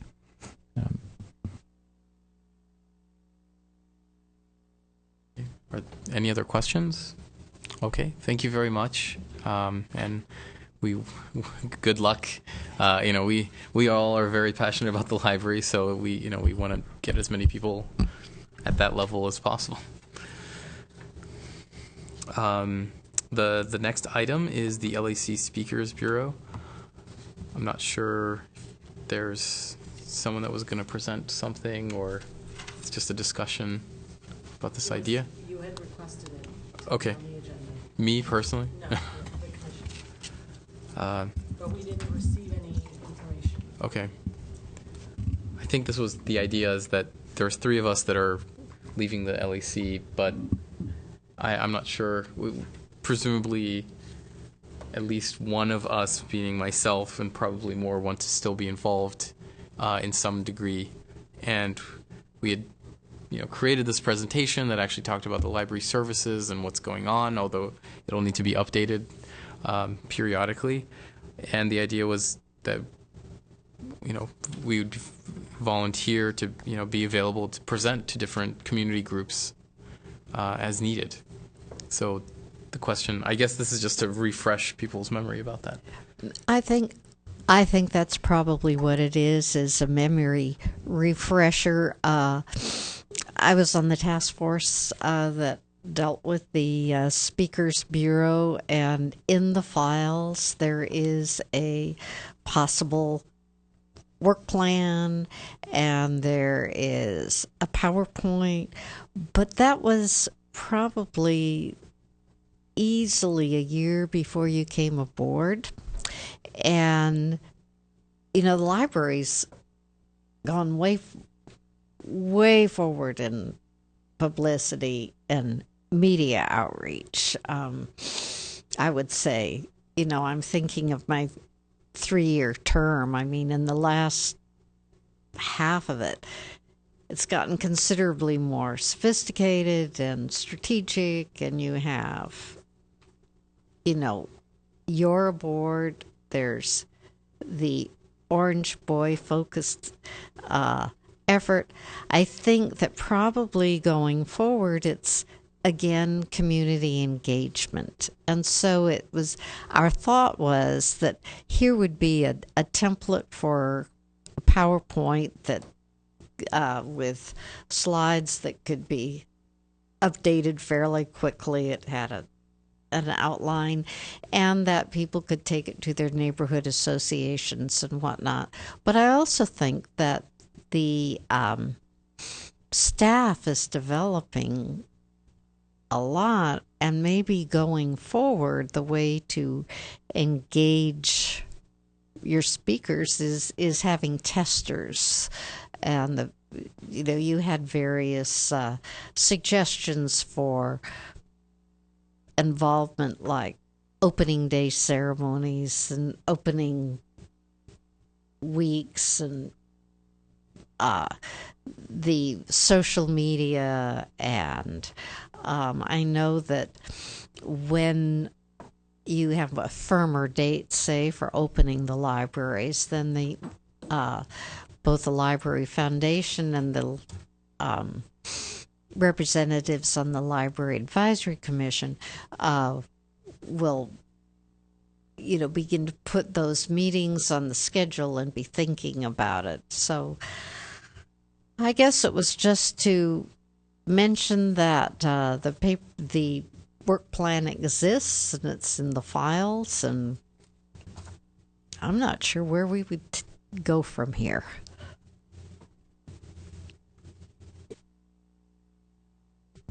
Yeah, when I saw that, and I've been kind of scratching my head all week, just where do we go with this?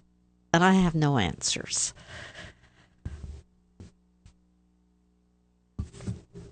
Well, I mean, the thing is, maybe it's something that's done. Maybe it's done.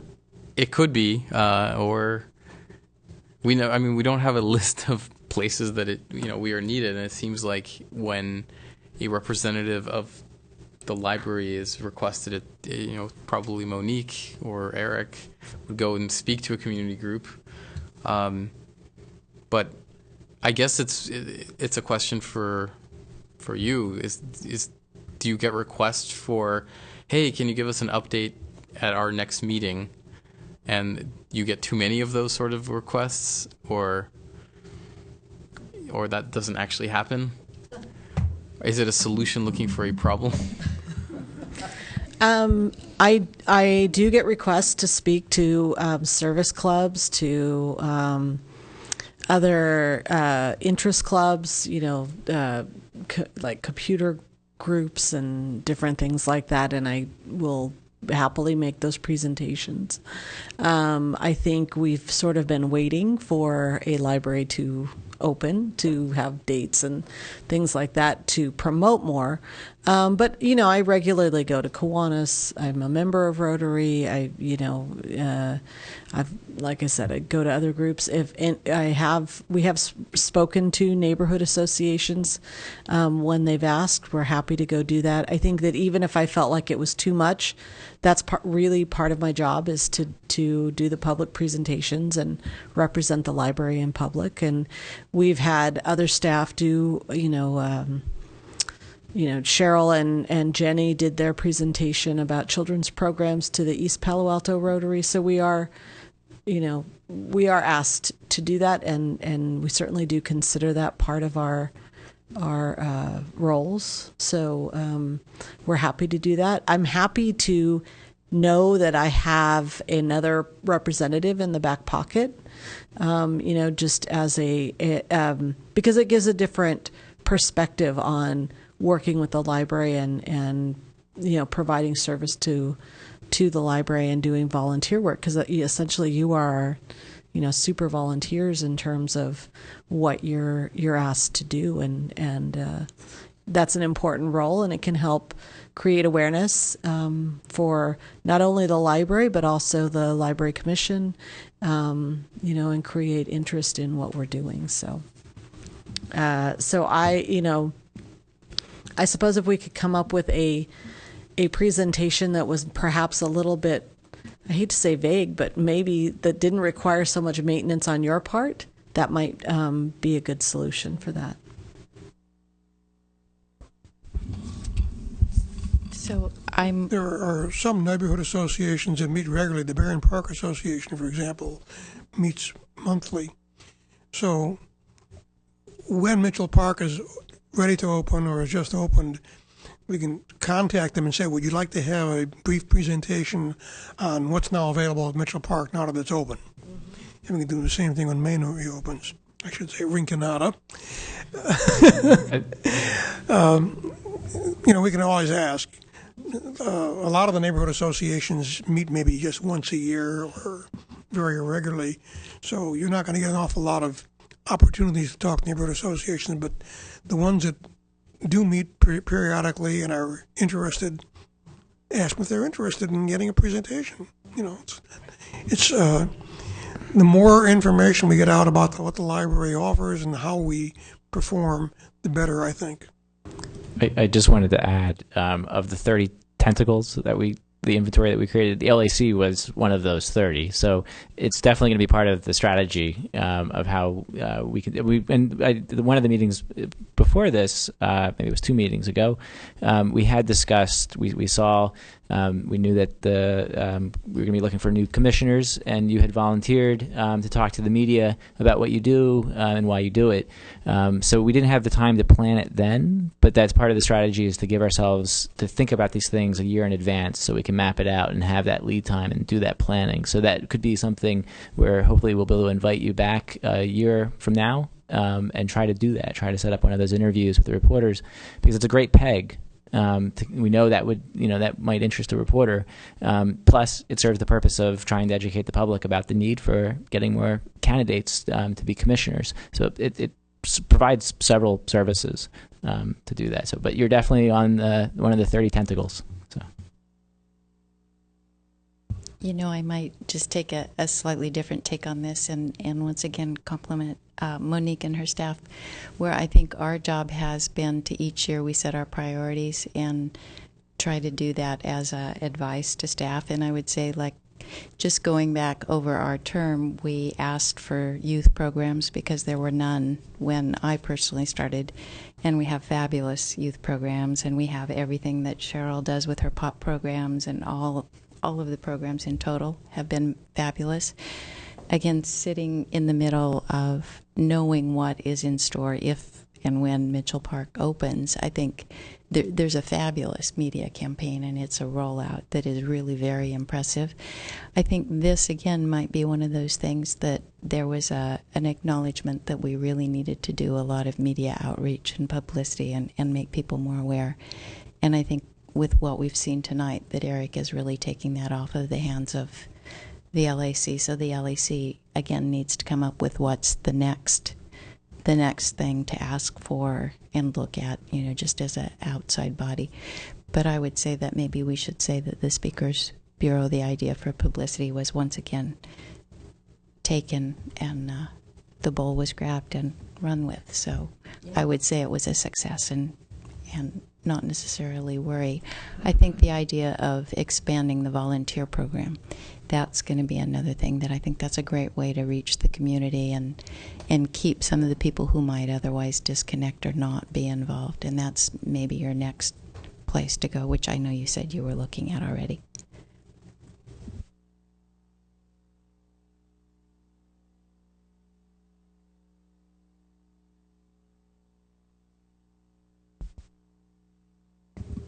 Well, I guess despite what Eileen said, probably still happy to, if needed, if called upon, just to help in some way.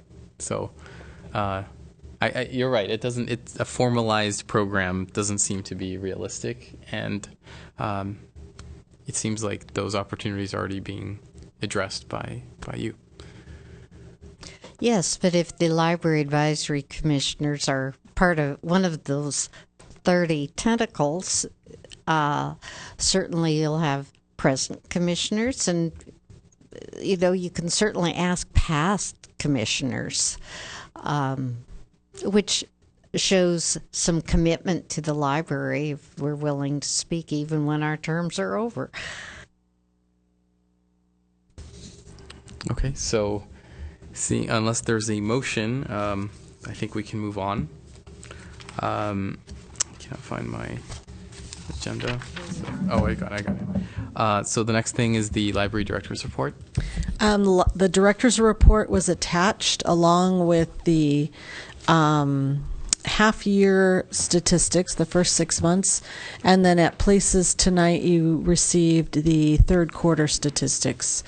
So that I don't know if there's anything particular to highlight. Everything's going down. We knew this would happen.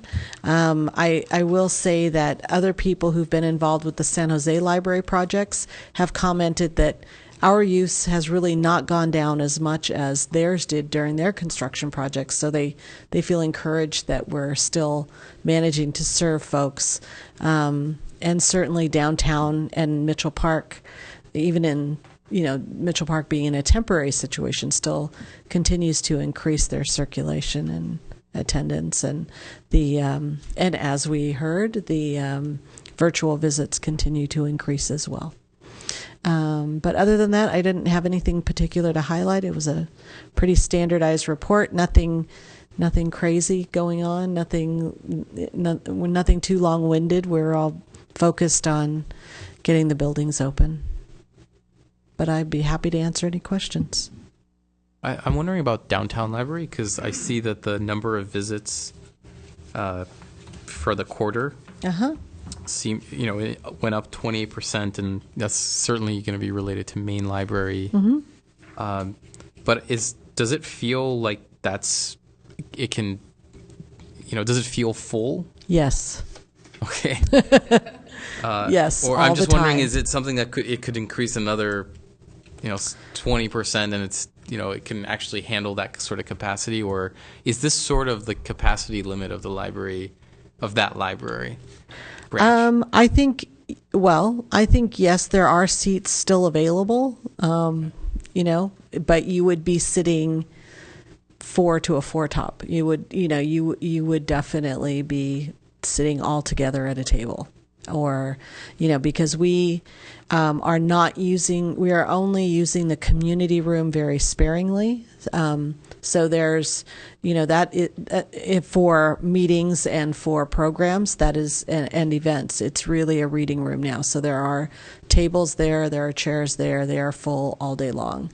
The computers are full. There are often people standing around. You walk in the afternoon, and there are people milling around doing things. And there's one of the other study rooms has been converted into an office.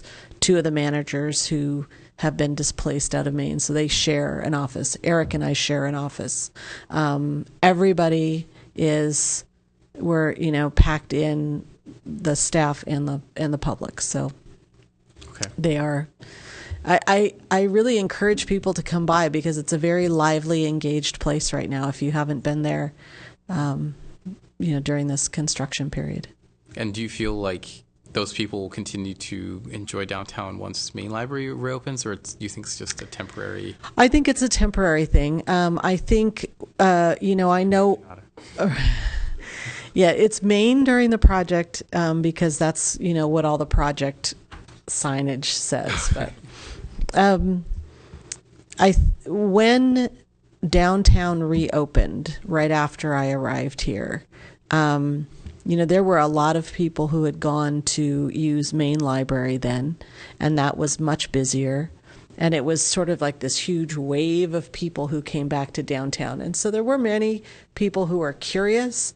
And in the time, to see the new building, and in the time that that building was under construction, sort of the neighborhood around it kind of really changed from what I've heard. And so there were a lot of new folks who were younger families, who were, professional people. And so we did see new people. I think we will see those people maybe more easily travel back and forth. But I also think it'll be an interesting thing to kind of track and see if we can figure that piece out. Sorry. So I actually had something that maybe you just explained to me. I was kind of surprised by the drop actually in programs, because I thought all of the programs were happening at downtown. So I didn't think that the closing of Maine would have affected that. But is that because you've had to take the program rooms and use them just for people? Yes, and we have been offering some fewer programs. We just simply don't have the space. That's why Cheryl's programs, doing the pop story times, doing the pop programming, has been helpful to keep us visible. But I had really kind of specifically directed everybody to kind of just do fewer programs, get ready for the move, get the collections ready. And so they've done a lot more than I actually intended for us to continue doing. But yes, it is lack of space, because we really have no community programming space in any of the buildings. Okay, that answers that. And I'm sorry. I also wanted to add, we do use Cubberley, and we use Lucy Stern too. Programs are still, as Monique says, they're still humming along at a pretty robust number. But the program rooms, of course, is down. yes, and in fact, knowing what the numbers were before, the numbers over here, they're still fabulous. But I was surprised they were down, because I wasn't expecting programs to go down, and I just didn't understand. But when I heard you talking about how crowded you were, and I have been there, I started thinking maybe it is just because you don't have the ability to do them. My other one, and I think that the cover answers this, but are you allowed to say when Mitchell Park's going to be open, or is that not yet allowed?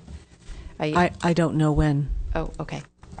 All right. Was there something in there that? Well, it says we now have a final completion date, but then if you read on it, it says it will be released to the public later.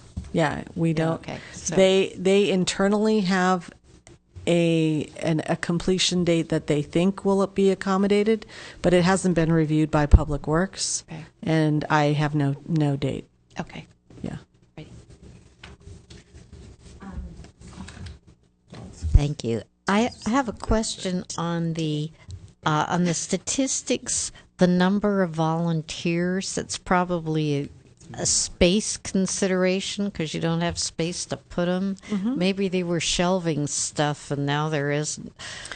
You're looking at the annual numbers or the semi-annual numbers? Semi-annual, and I'm wondering if it's just that because you don't have the space to put them in. And it is, and it's actually, when I was at the Neighbors Abroad event a week or so ago, and talking to one of the volunteers who said, I can't wait to get back to my 5 days a week of volunteering, because she can only volunteer 2 days a week now because there's not enough work for what she did. So yes, and that same thing happened when downtown closed. All of those volunteers were put on a reduced schedule at other locations if they wanted to travel, but many of them, they have their specific branch, and they are looking to get back when the building reopens.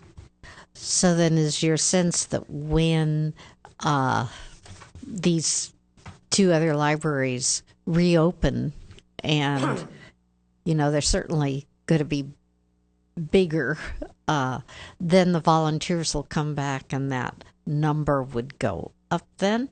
Yes. Yeah, many of them are just waiting for their branch to reopen.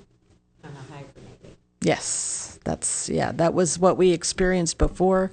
And and there is a group again working on new ways to engage volunteers, and so we will be getting that kind of revamped and also re-energized with the new buildings, because we know that we will likely attract many new people who want to come volunteer, and we'll have new ways for them to volunteer.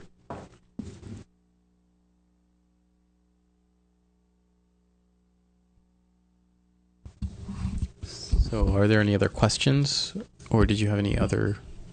Okay. Other reports? Council liaison is not here. Any commissioner reports and questions? Yeah, I have a brief one for the foundation. Let me just get my notes.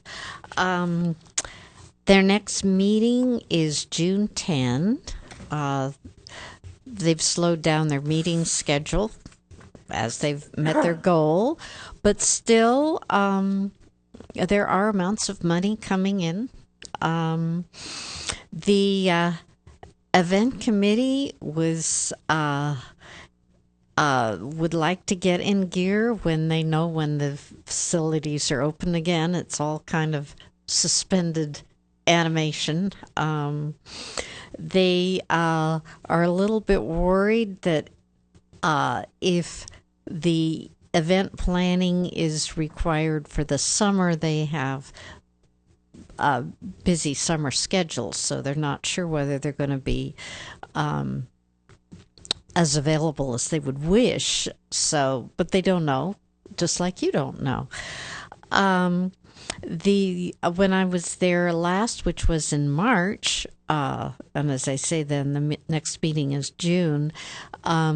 Susie Thom's husband had put together a terrific slideshow on the tour that they had just had that morning of Mitchell Park. So I don't know if the staff is over there, you'd seen it, but I was really impressed. I felt like I had taken the tour with just the slideshow. It was exciting. And that's my report. I was not able to attend the full Palo meeting this month.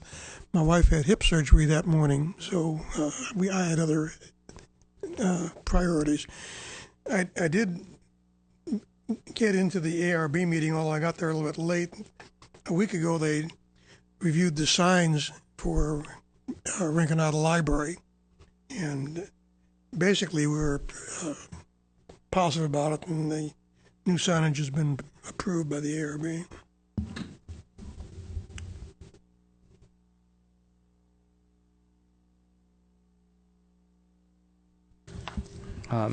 I guess the only report I would have is, we now that the main library has been renamed, I was very happy to, everyone's support and engagement, and, we were there. I just wanted to maybe formalize a statement from the commission, and it's nice that, our proposal, and, with so much community support, and, some people who were not supporting it, but still, I think it was pretty obvious that it was, the council made the right choice, and very happy that happened, and that is resolved finally. So, are there any Yeah, I'll add a comment to that. I mean, finally got in the packet, then there was a whole bunch of letters about renaming the main library, and I thought I had seen a lot, but there were a whole lot more. But I really appreciated that people came out, because there were, by my count, there were two council members who were kind of on the fence, and it was the numbers of people who spoke to Rinconada. I mean, Pat Burke specifically mentioned it, and he was kind of, he and Mark Berman both told me that they really wanted to participate in the discussion in the council meeting and hear all the word I can only think of as testimony, but they really wanted to hear it all and consider it then, and I think it was the numbers of people who spoke to the LAC's recommendation that actually influenced those votes. And I know the next morning I called them all and thanked them. So I guess that begins the comments and announcements. Yeah. Which I'm not really sure how that differentiates from the other bullet point after 6 years. Is there any items for the next meeting? I did want to mention that on the next agenda for June, because we have 3 new commissioners and Sheena is new since the last time we did this, I'm going to suggest we do formerly CalTAC, the California Trustees and Commissioners Association, is now the California Public Library Advocates group. They still do, I believe they still offer board effectiveness training, and I'm going to recommend that group set a date to do that again on a Saturday morning for 3 hours. I think it's been effective in the past, and with 4 new members who've not been through that. Sorry, Bob. I think it would be good to perhaps revisit it, and so I'll add that to the agenda for June to start thinking of a date or a couple of dates that would be possible for that. Yeah, and I'm finally catching up with the Calyx list, and I noticed that the California Library Association has some advocacy materials out. You probably know all that, but maybe that might be. I didn't click on the link, I confess, but maybe that might be useful for the new commissioners, although I would imagine that will fit right into the CalTAC training, which I found useful. So I think you can always, even though you're well-versed, Bob, you could probably have, it won't be so awful. Would it be time for another Mitchell Park update? I'm sure if anything comes out, we did provide printed, what we had it printed was what was available as of today. I don't know if there will be anything, but if there is, then we'll put that on. I'm not sure what would be happening by then. Yeah, and there may be a written report about the age of the collections, where we've recently done a study of not necessarily nothing to do with number of books or items, but in general looking at nonfiction collections and their average age and overall age of materials. So that may be ready for you just as an information point in June. So I would support the CalTAC training. I think that was very helpful, but also I know this was something you had on your agenda, and with all the moves and everything else has kind of been tabled, but I think with new commissioners bringing in the various functions just to talk about what they're doing, not necessarily right away, but just kind of doing that to get the commissioners familiar with the different things that are offered. I think it was really helpful. Okay, thanks. Since we're losing our chair and vice chair, obviously we should have an election for officers. That's correct. And Philip and Eileen said, I actually have the, somewhere buried in here, the applications that the new commissioners submitted. So, and I'm sure that they're, that the city clerk has copies. So if I've got it. I guess if Sheena wants to get a copy of what the commissioners submitted who were elected, we can get that to you so you're familiar with them a little bit. I was looking at them and I was kind of interested in what they were saying they thought were priorities and what they were interested in and how they thought they as commissioners should be moving forward. So it would probably be a good idea if you got it so you were familiar with it too. I'm sorry, I thought we all had it, but I know, Evelyn has a copy for you. Okay. And then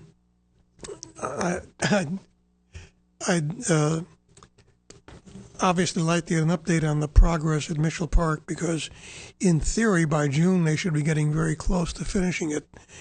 And if we can get something formal from Public Works, ideally, if we can get somebody to come in and say, well, this is where we are, and this is what has to be done yet, and we think it's going to take so long, that'd be nice.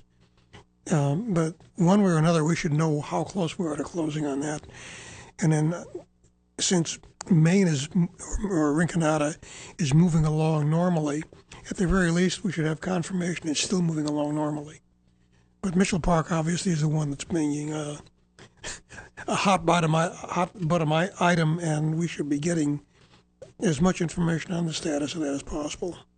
Right. As I just said to Leo, if there's information available, we'll make whatever we have available, and certainly as we find out information in the intervening weeks, we will let you know about that. Okay, and as always, if you have an agenda item to suggest, you can email Evelyn or call or fax. Or yeah. So is there a motion to adjourn? I move we adjourn. Second. All right, we are adjourned.